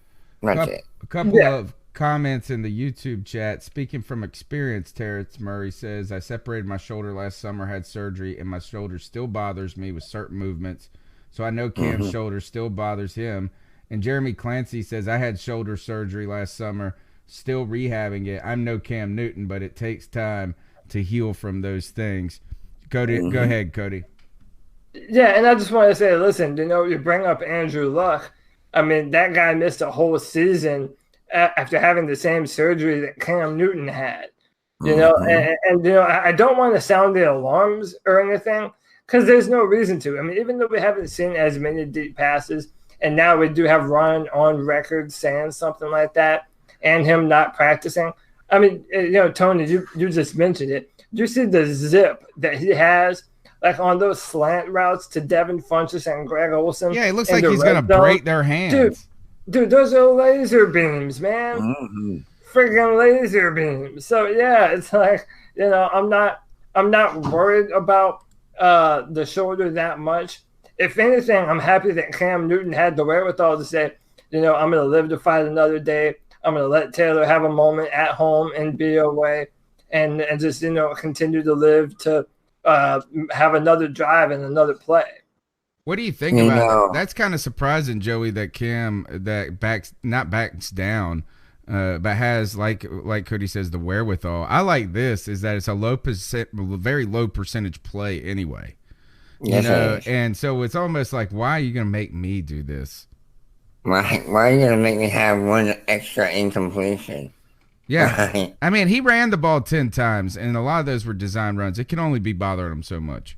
Speaking of throwing the ball hard, when John Elway was quarterback for the Broncos and his receivers would have these bruises all over their hands and around their hands, and they called it the Elway cross. It was the shape and design of the point of the football. He threw it so hard that it would leave bruises in their hands in that shape. Yeah. Brett Farvish. I mean, those are the two heaviest those guys threw some heavy balls. Jeff George-like balls. Yes, exactly. And at 6'5", 250 pounds, it would be weird if he wasn't breaking fingers. I mean, come on. He's a monolith of a man. Let's pound through with these. Let's keep pounding with these calls. Hey, guys, this is Justin, Charleston, South Carolina. We just did that one, didn't we? Yeah, I did this last weekend, too. Nope. Called twice. I just wanted to say my dab on him pick. All right. Right on. And mine, my guy, he wasn't like, I don't think the star of the game or anything, but I'd say dab on Greg Olsen, man. Yeah. Really, I think here, what's a good thing about that call that I like too is that to me there was some concern with Greg Olsen, or there is concern about, do you rush him back too much? Is he going to be able to, how durable will he be? But he's coming off of a game where he played a lot of snaps in Philly. I think he's is this his third game back now? I think that's right. And he's continuing to look like a force, though. Like a good piece. It doesn't look like he's getting worse. And and I think he's being extremely cautious. Yeah.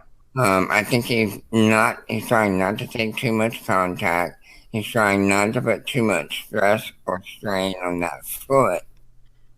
And I think he's just being really aware when he catches the ball. He's doing what he has to do to catch the ball, but then he's not looking to get a whole bunch of yaps. And also having him on the sideline, they did an NFL turning point on that game. It was against Philadelphia, and he was on the sideline. And as soon as they went up to 14 points, Greg was on the sideline saying, "Give us the ball back, and this game is ours. I mean, this is a W for us." He's a captain for a reason. He's an invaluable piece. I almost draw the parallel. He is the Thomas Davis of our offense, a veteran player who just, he brings a fan favorite. Yeah, a fan favorite. Everyone loves him, and he's dependable. Even if he's not playing as much as he once might have, they have plays that Cam Newton knows that Greg Olsen is, always available on that specific play, and that's an invaluable weapon to move the sticks. Yeah, and we've seen, he's just important to this team. That's what that is right now, and we don't have, and we're better with him, even if he is not playing at the peak. But actually, I think he is. I think he's getting stronger each week, as Lynn said. Here we go. Next call. Hey guys, this is Mel. I'm calling in from Charlotte. I actually went to the game. It was a great game to go to. I was nervous at first, but after a few quarters, it was like, okay, I might actually rout these guys.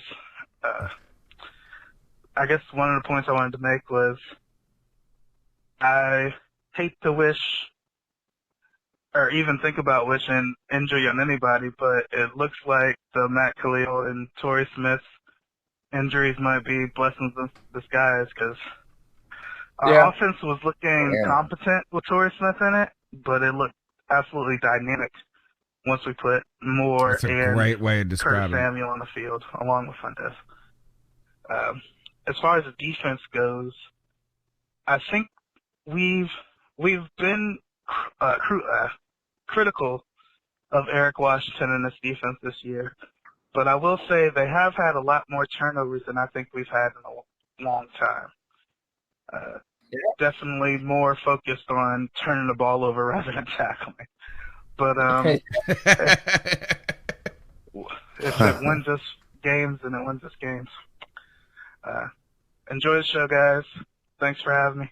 Have a good one. Keep on. Man. Thank you, Mel. Now, I think that's a nice way of describing it. Competent with Torrey Smith, but dynamic with DJ Moore and Curtis Samuel.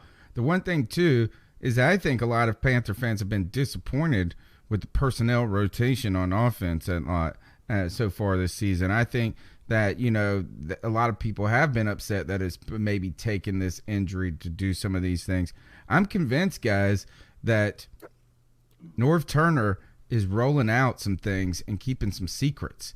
And maybe not secrets as in like, oh, yeah, he's not going to stun you with anything you've never seen before in the history of football secrets. But, hey, you haven't seen us do this. You have been preparing on what you've seen. Let's save some film, save some tape. And I think Curtis Samuel and DJ Moore, we're starting to see more and more creative things there. But it continues to come back is how do we correctly use C.J. Anderson in combination with McCaffrey? To me, that's been one of the rotational questions that still lingers there, guys. And I got to ask this, is there any concern that not just about getting C.J. Anderson touches because maybe he can positively impact the game, but that we could wear McCaffrey out this season? Or is there any concern that we're overusing the young buck? Yes, I think so. I think that at the rate we're using him, he could be susceptible to getting worn down. I think the wear and tear most comes from that inside run game. I think having him out in the flat and having him out in pass routes, he's able to get out of bounds, get all the yardage he can and step out. Camille Walker is reading my mind. She says, I think Anderson's going to be used in November and December. And this is when I think when we start playing some of these divisional games, particularly we got to play the Saints twice in December. We need to save something for them. I think what you're going to see too is, or I do think there's a potential that we see more C.J. Anderson in the backfield, but not minus McCaffrey. One of the things we haven't seen, Cody, a ton yet is McCaffrey in the passing game like we saw last year, where it was overused to a point. We saw him go out in some runs against. Well, first he was there late in the Giants game. Cam barely missed him. You saw him receiving in that comeback against the Eagles, and I think we're starting to see him used a little differently. And maybe that's part of the puzzle that could be coming, or part of the picture that could be coming into focus for us as we go down the stretch, Cody. Yeah, and I believe before the season started, there was a concerted effort between Christian McCaffrey himself and our team to say, you know what, here was the 8th pick in the draft at running back, and we are going to use him how you would use an 8th pick in the draft running back as your bell cow guy. I mean, Christian McCaffrey has been on so many plays. I want to say it's something insane, like 95% of snaps, and the next number 2 is Ezekiel Elliott at 70-something. I mean, Christian is out there all the time. He played 98% of the offensive snaps against the Baltimore Ravens.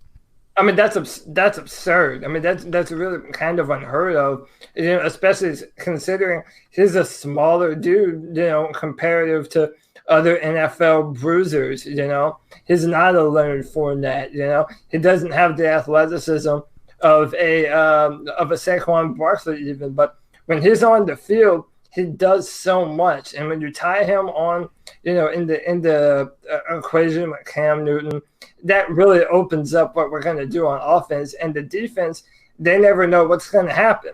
I mean, look at what Gene said even tonight. The first thing he mentioned and what he was afraid of on our football team is McCaffrey, because it adds a dynamic on our offense that a lot of defenses, even when they try, it's just hard to prepare for.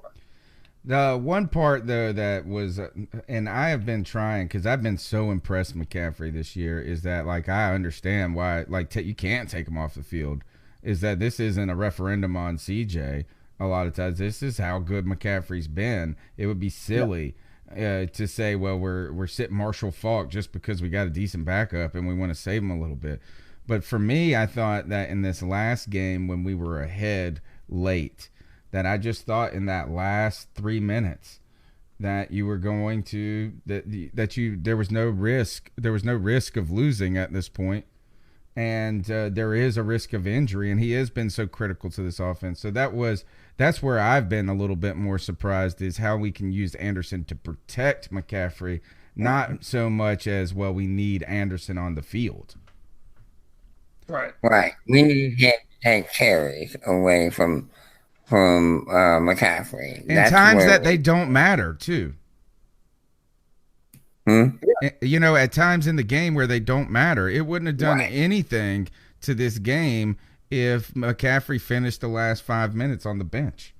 Right. It wouldn't have made any difference. So, and I do feel that Camille made the best point. In November and December, when it gets a lot colder and you need someone that's, able. I mean, he's used to playing in Denver, of all places, driving snow. So I've said that from the beginning of the season, though. I've said we'll see more of him late in the year. Yeah, I think there's going to be some wrinkles. I think you're going to see CJ. You saw more of it. CJ played 18 snaps, the most probably all season long. And I think the wrinkles are going to be like, hey, wait until you see us put McCaffrey in the slot and put a back in the backfield. And we just got more dynamic. All right, next call. Yeah, this is AJ down here in Bladen County.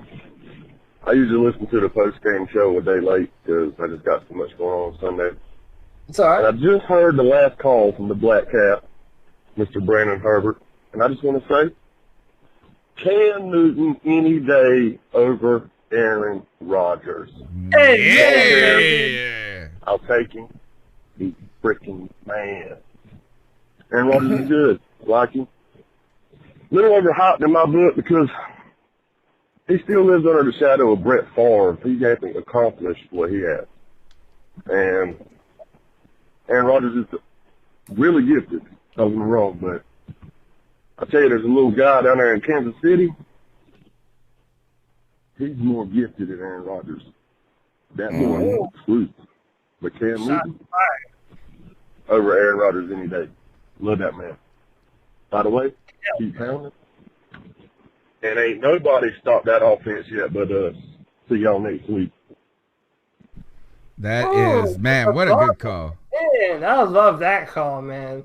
I love that one. That was awesome. Calling I brother would Herbert like to to the see table. Aaron Rodgers playing with the talent that Mahomes has, though. That would be amazing. Oh yeah, it'd be unfair almost. Yeah, it would be. But one of the, I will say that even as recent as a few hours before the show, me and Brandon were going back and forth Still on arguing Aaron about Rodgers that. and Cam Newton. Yeah, me and him can't get off of that. But hey, man, I backed my horse, and this is his horse too. He's a Panthers fan, but he says Rodgers is the best. I rock with Cam Newton, man. 252-228-5098. We're giving you a final courtesy call before we close out your file.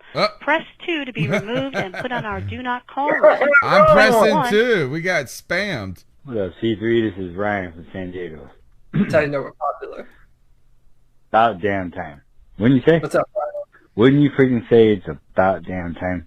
Yes, it is. I would say it's about damn time. And just as a Panthers fan, I'm sick and tired of hearing about all this Drew Brees talk. I hate Drew Brees, and I hate the Saints. And the only time I'm ever going to congratulate Drew Brees is when he finally retires from football. Amen. That's the only time. Otherwise, I hope they go on a 8-game losing streak so that we can win the division. Don't know if that's going to happen, but hey, I still hope for it, right? And another thing I'm happy to say is that Jameis Winston is finally getting the negative publicity that Cam Newton's been getting for years now with his 54 starts and 90 turnovers. That's just amazing to me. That he is struggling the way he's struggling. Not that I'm wishing anything bad upon the guy, but now everything's coming to light of what Cam Newton really is, which is the leader of the football team, which he's always been a good quarterback. And Norv Turner has shown, even with a patchwork offensive line, that he can call X's and O's and a proper game plan and put our quarterback in the best position to make plays. Because if this is a crap offensive line with Shula, we'd be getting destroyed week in and week out. Otherwise, go DJ Moore. Love the show. Talk to you guys next week. Man, thanks for that call. And I think one of the things is that for me, it's never have I ever been insecure about Cam Newton. Not one time in his entire career. But the one thing that's always made me mad about Jameis is that I don't think other than the national Cam's got a national championship. I just feel like people thought he was guaranteed to be better than without ever seeing anything. And then when he was making a ton of mistakes, it was like, this is gonna get worked out. Where on Cam, it's the opposite. It's like he has to prove still to you, and that any mistake he makes is just a referendum on him, rather than like I think we just made a bazillion excuses for Jameis Winston. Yeah, and also a lot of the things that people said that Cam Newton would do off the field once it got into the NFL. They saw the whole laptop thing as evidence of who the man was.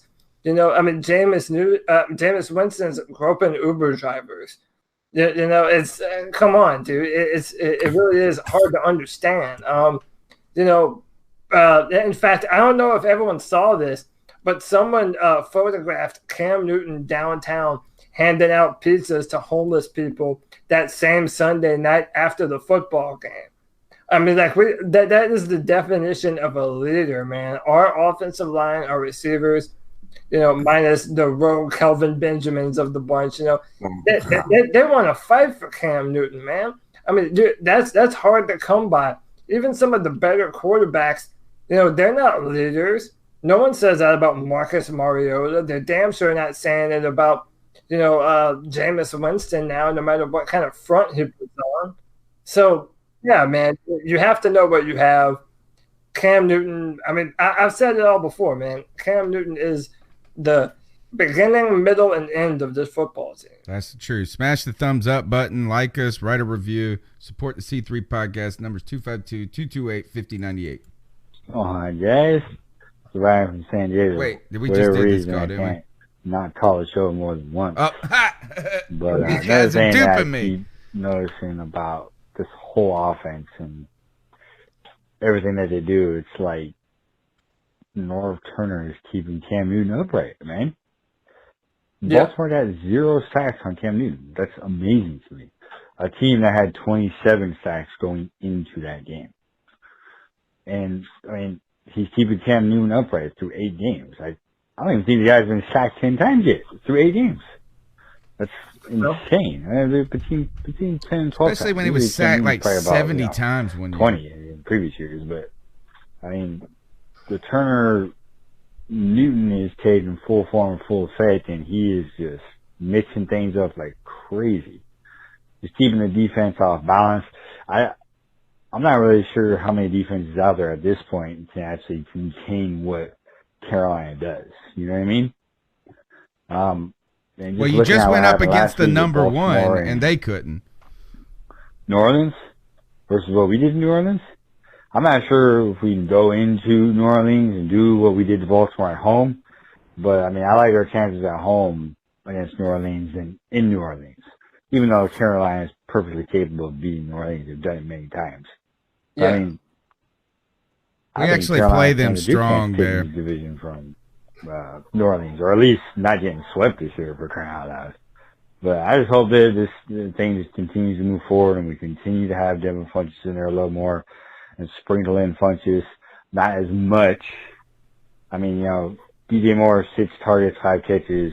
Devin Funchess is more like 8 targets, 4 catches. I mean, the difference in just ability to get separation and run after the catch is just, it's overwhelmingly different. Funchess catches the ball and gets tackled. DJ Moore catches the ball and gets 4 or 5 yards after he catches the ball. That's the real big difference between the two. And it's good to have Olsen back in the lineup because that just keeps everything. That keeps the pressure on the defense tremendously, and same with Christian McCaffrey coming out of the backfield. So I just really like what this offense is doing, and I hope they can continue to grow because we got to keep up with LA and New Orleans. We got a lot of offenses coming in the NFC right now, so keep pounding, guys. Yeah, we cannot take our foot off the gas, but I want to, going back to that and how well Cam is played or the offensive line is protected, I think a lot of that has, one of the things that Cam has done significantly better this year is get the ball out quicker. And Norv Turner talked about that at the beginning of the season. The only time I can remember Cam being sacked this season or one of the games is when he did hold on to the ball too long. So is that I think he's getting the ball out quick, and he is frustrating defensive fronts like Baltimore, not giving them the opportunity to get after him a lot of times. So for Joey and for Tony and for everyone in the chat, give me your honest answer. I mean, don't sugarcoat it. Everyone here is fans. Just let me know what you really feel. Is anyone here afraid of the Saints? Not like I was last year. Okay. Okay. And you can make the statement that they're a little bit better this year than they were last year. So, yeah, go ahead, Tony.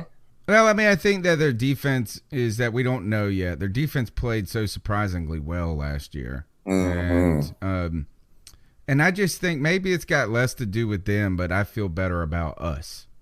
Yeah, I think that's what it is. And that's what I was going to say. You know, even if they're a better football team, God, if we had this lineup in the Superdome last year in that playoff game, man, and we were not bad last year as a team. We were not bad. We were very good. We were a pretty good team, and we went and really took it and stuck it to the Saints in their house. Right, and injured Devin Funchess and a bunch of no-name receivers. Demir Bird was hurt. He was out. No Curtis Samuel. You know, this team has the potential to be the most dangerous team in all the NFC. I genuinely believe that, even with the Rams. We might not have an Aaron Donald, but listen, man, all things considered, or Todd Gurley, this offense is potent, and we have the potential to be the most dangerous team in this division. The problem with the Saints last year is one of our most disappointing performances of the whole season was against them. You know, at home early in the season, and they just had our number. They got it. But I think, look, is that we need to split with them. I'd love to sweep them back. I don't think they're a runaway with this, though. I think that, but the thing is this: we can only control us. We can't control them, and it takes us to keep winning. And if we knock them down a peg, we can make up some ground. So there's still plenty of opportunity. A lot of division games to go. The Bucks are on the horizon. We got to take care of them. All right, next call. Hey, it's Josh from Massachusetts again, and wow. What's up, Josh? A couple days to process the game on Sunday, and I think it's pretty safe to say we're all very happy with what we saw. I mean, maybe a couple small things here and there that we didn't like, but really, it's hard to be displeased with what was put out there on the field for us. Especially to see DJ Moore kind of get into a groove and perform to the way we know he can perform. I don't think it's been a question of if, it's been a matter of when. As far as him, getting comfortable and understanding the system a little better. I guess all I can really say is we hope we can sustain this. With the Saints looming in the division, and especially you look at the last 3 games of the season, Saints, Falcons, Saints. That's rough sledding right near the end, and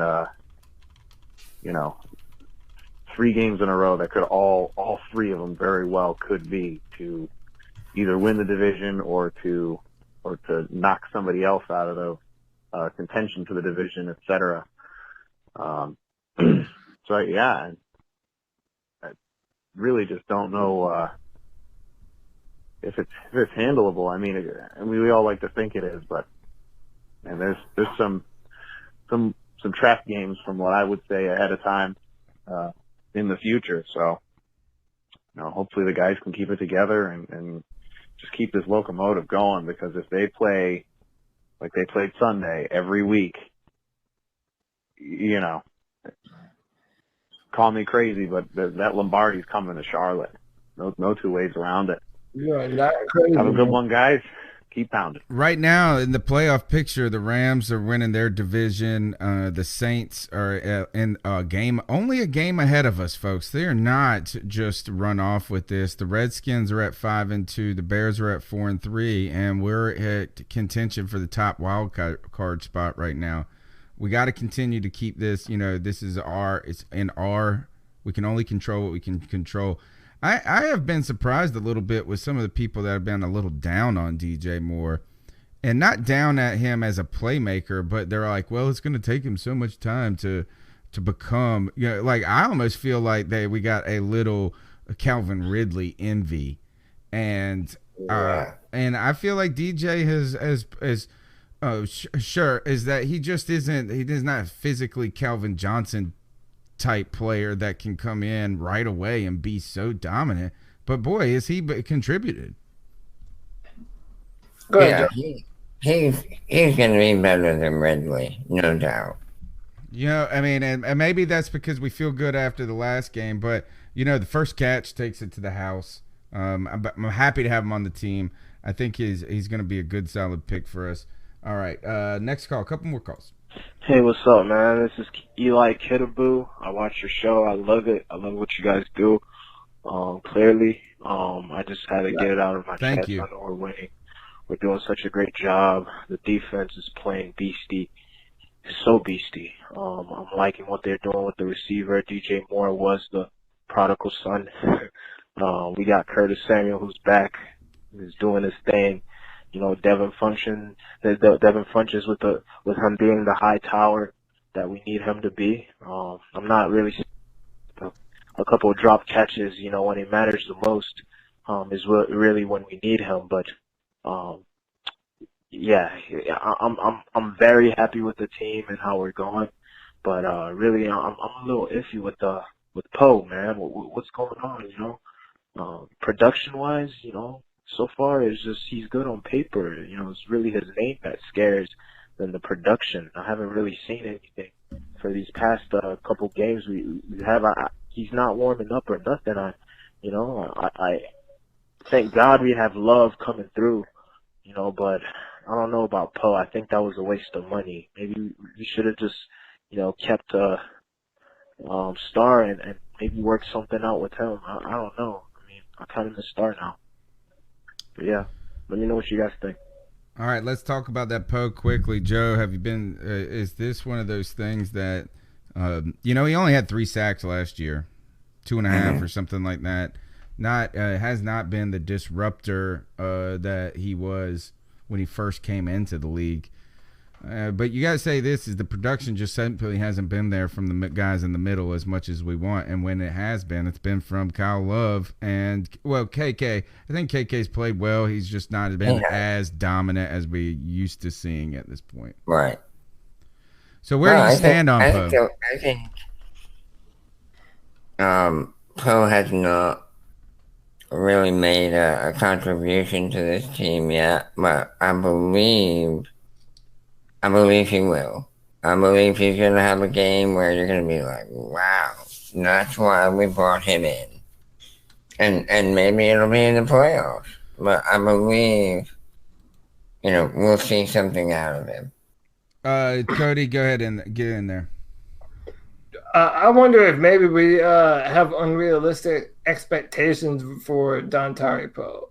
So, I mean, is what we're... Okay, if it's gap soundness, and we're not wanting running backs to run by him, that's obvious. But, I mean, I still think if people are wanting him to have, 6 or 7 sacks by the end of the year, like, they're just not going to get that out of him. And you wouldn't have gotten that out of Starr either. Mm-hmm. I mean, it's just the position that they play.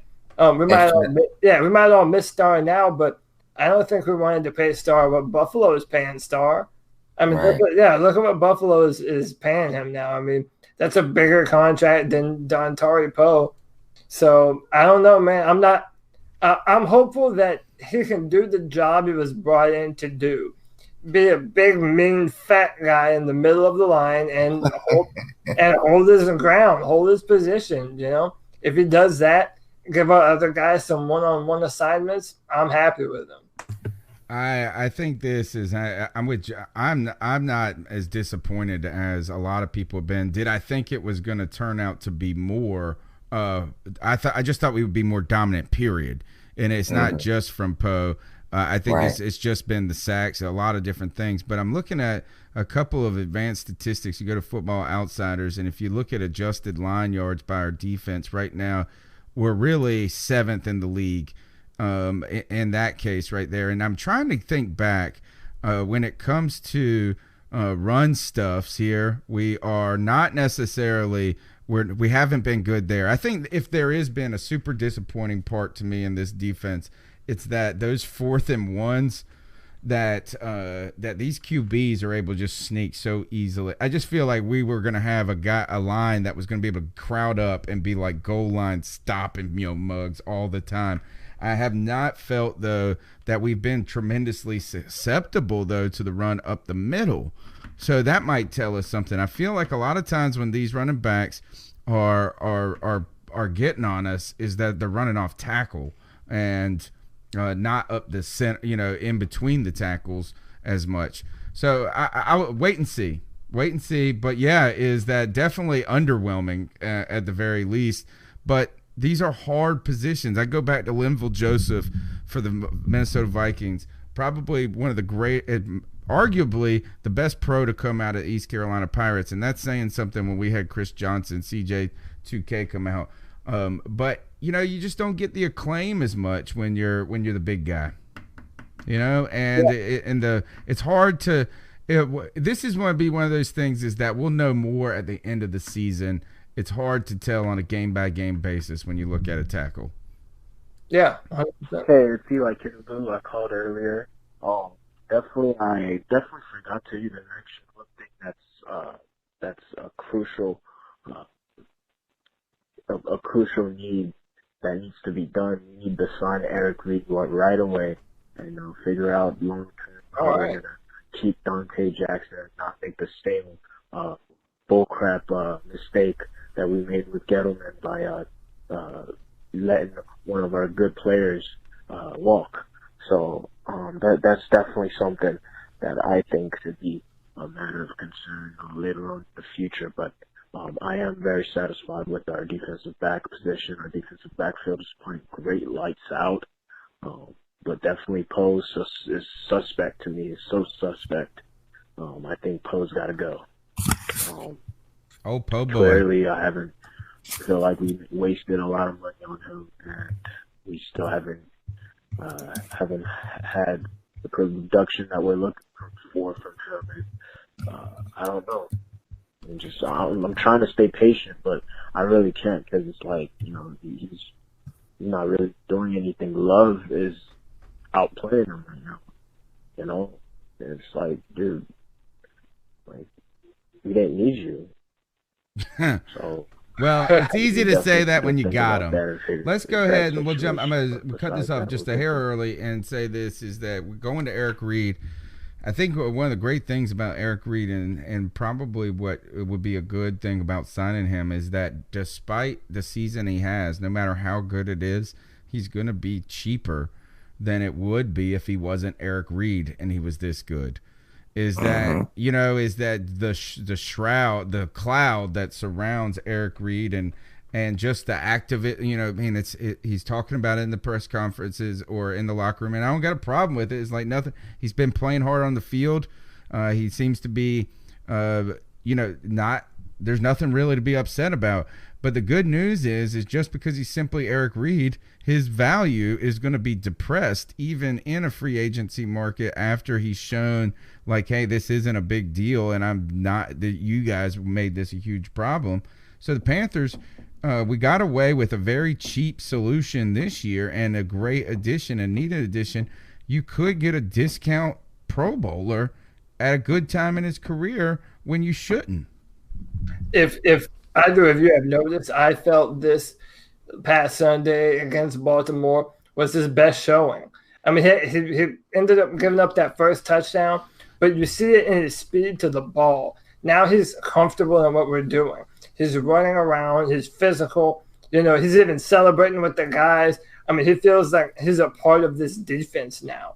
And if he continues that level of play, I mean, honestly, I want us to fill other positions in the draft and not have to worry about drafting a safety, Maybe draft a box safety maybe in the second. Well, I think he is a box safety. I think we got him almost playing out of position a little. Maybe so. I mean, in San Francisco, they played Eric everywhere. Linebacker, high safety, box. They played him everywhere. But, I mean, if he's been playing well at the free safety position and if he continues to play better, I have no problem leaving him in the backfield, being that enforcer back there, what Kurt Coleman did for us for a long time. And, just start to move on and draft some other better positions. I'm tired of worrying about who we have in the backfield behind Luke and Thomas every year. So we got Golden now, too. Yeah. And I think he's shown some promise.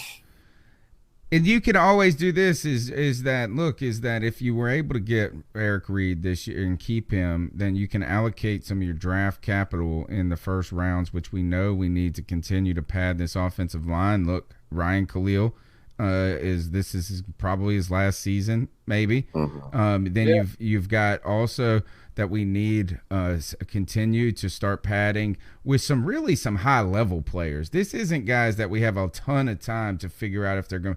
We're talking Taylor Moton level players that are going to be like when they don't work out, it's more surprising than when they do work out. We're going to need that on the offensive and defensive line, not investing a ton of capital, and you can still get a rangy free safety in the mid rounds, even if Golden, if you didn't believe him at the end.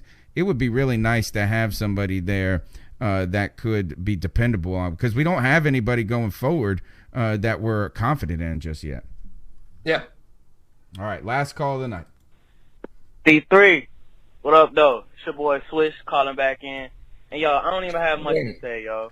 I'm still reeling off that win the other day. I don't even have much to say. All I got to say is DJ Moore is our number one receiver. That's that. There's nothing else to say about it. I know I called in last week. Because I don't know if anybody else was feeling the same way I felt, but I'm like, I'm looking on the field. I don't see no number one receiver.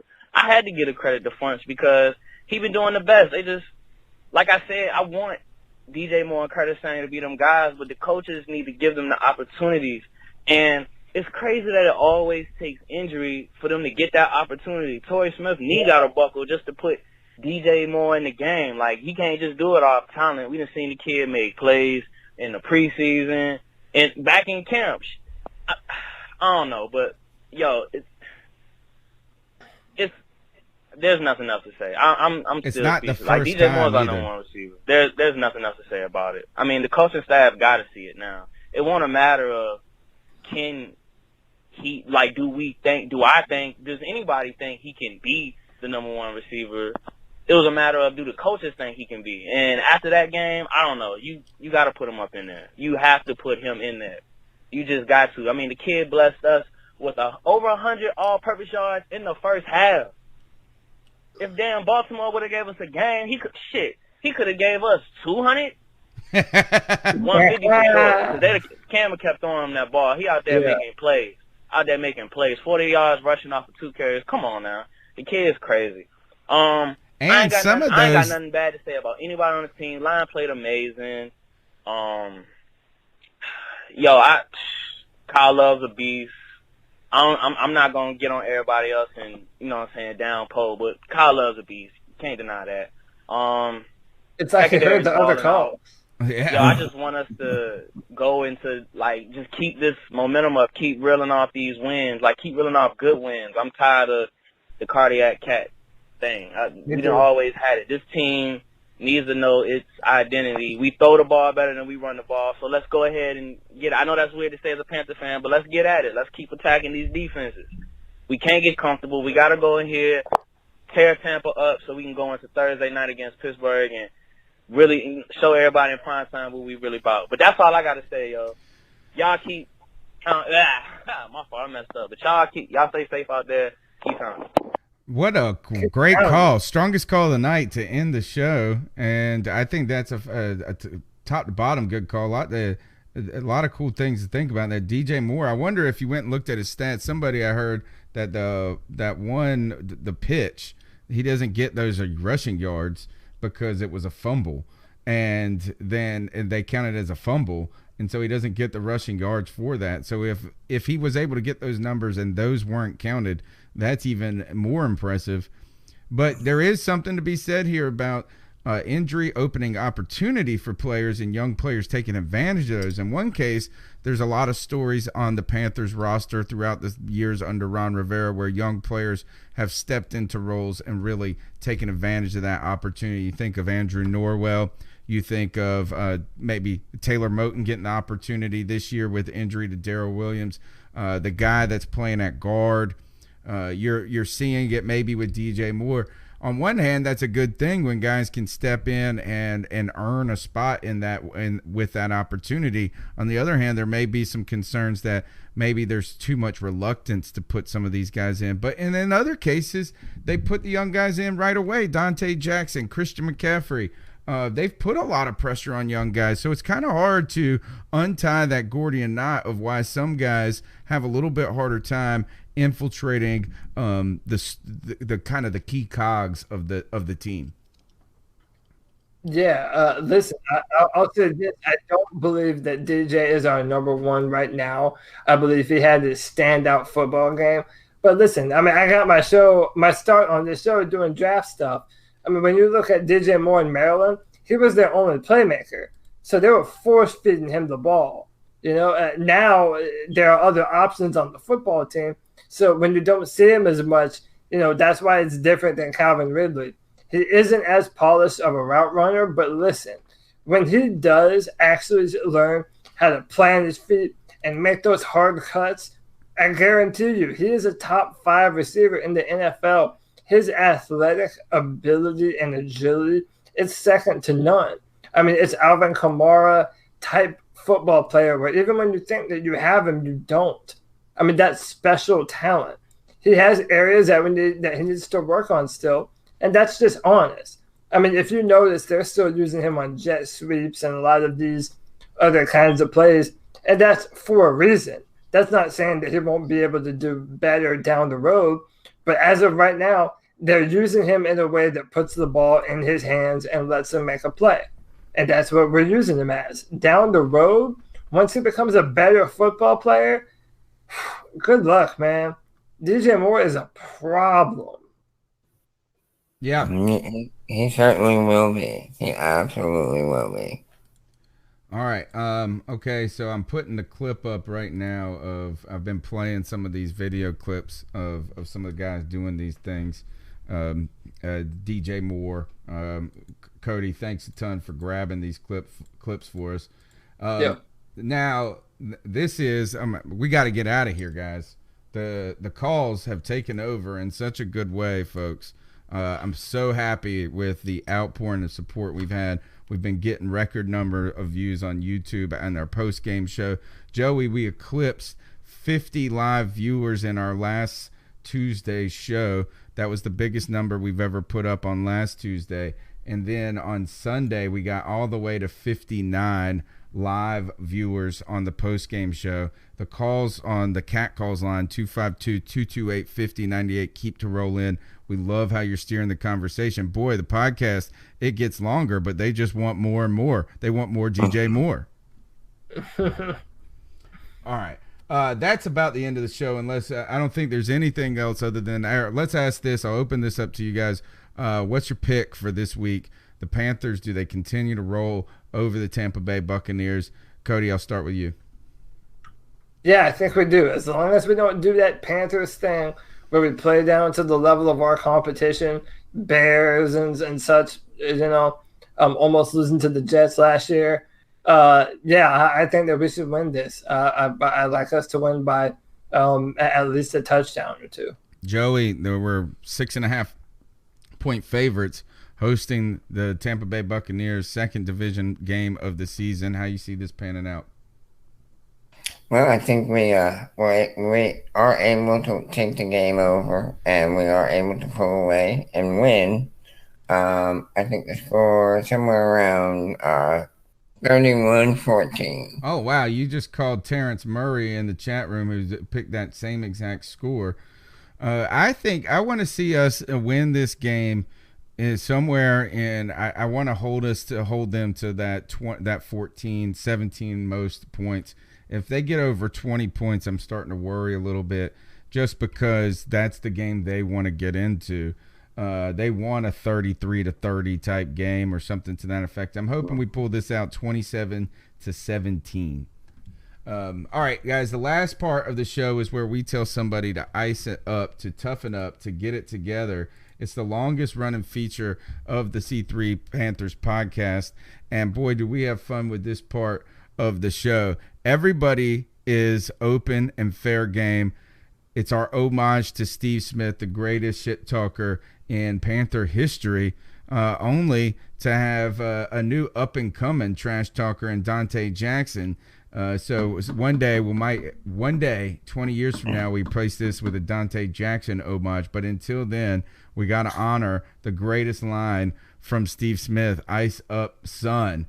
Cody, I'm going to go to you first because you've got a little video that I need to cue up for you. What do you think about what's happening so listen, in Washington? I don't know if Congressman you have French all Hill registered and the to vote Republicans yet. know that it's dangerous to change the I presumption hope of that you do innocence. vote wherever you are, whoever you are.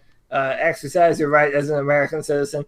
But you need to vote to keep idiots like this from making decisions about your life and generalizations that I'll just let it speak for itself. All right, here we go. If I can get it to work. I had it working, and then there we go. What do you think about what's happening in Washington? Our Congressman French Hill and the Republicans know that it's dangerous to change the presumption of innocence to a presumption of guilt, especially for black men. If the Democrats can do that to a white justice of the Supreme Court with no evidence, no corroboration, and all of her witnesses, including her best friend, say it didn't happen, what will happen to our husbands, our fathers, or our sons when a white girl lies on them? Girl, white Democrats will be lynching black folk again. Honey, I've always told my son, don't be messing around with that. If you get caught, she will cry rape. I'm voting to keep Congressman French Hill and the Republicans because we have to protect our men and boys. We can't afford to let white Democrats take us back to bad old days of race verdicts, life sentences, and lynchings when a white girl screams rape. Paid for by Black Americans for the President's Agenda. Not authorized by any candidate or candidates committee. That's pretty intense, Cody. Yeah. Okay. So the fact that somebody thought it was a good idea to even make this shit in the first place, to one put all the dumbest stereotypes in the world, to assume that that's gonna win you votes or support amongst black people anywhere in our country, dude, that is the dumbest shit I've ever seen. Our politics is a freak show right now. It's a sideshow. I don't even remember the dude's name, but to that loser, dude, what an idiot, man. Ice up, son. Come on. Yeah, that's tough when you tag on longer prison sentences and you throw that one at the Democrats. Yeah. All right. Black people. Like, yeah. dude, come on. I know. Man. It's baiting. That's what it is. It's all of this is baiting. So, vote and be a part of the democracy and the republic. Vote for your interest as an individual and for your principles. And wherever that lands, God bless you. All right, Joey, who you got for your ice up pick? My ice up pick is very simple. Ty Montgomery, Green Bay Packers. You get pulled out of the game and you throw a tantrum on the sideline late in the game. The team gets a kickoff. You get a chance to have probably the greatest comeback quarterback I know of my time, Aaron Rodgers. You get a chance to get him the ball with time running out to take it downfield for a win. Plenty of time, too. Yep. Coach tells you not to run the ball out. And puts you in the game after you just threw a tantrum on the sideline about coming out of the game. And you take the ball out of the end zone. And then you fumble. And the Rams recover.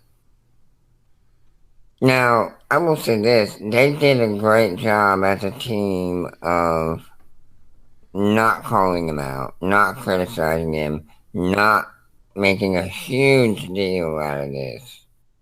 Well, until today. In the end, he got what he deserved, and they traded him.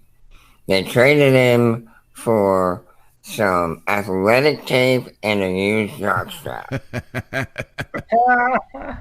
Because he is an idiot.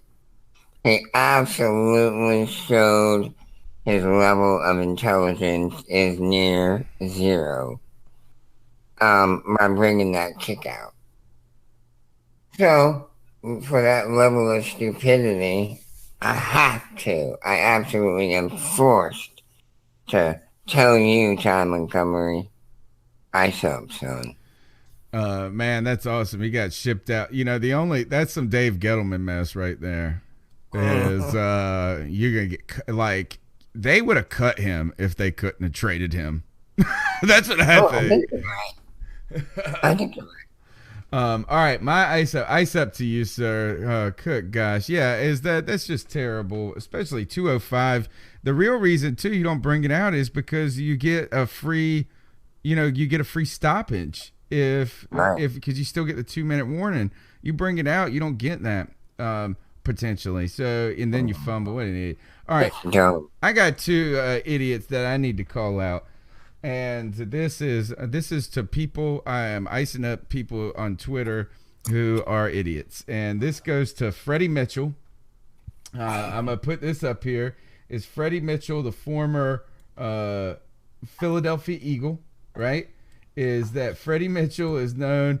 He was drafted the same year that Steve Smith was.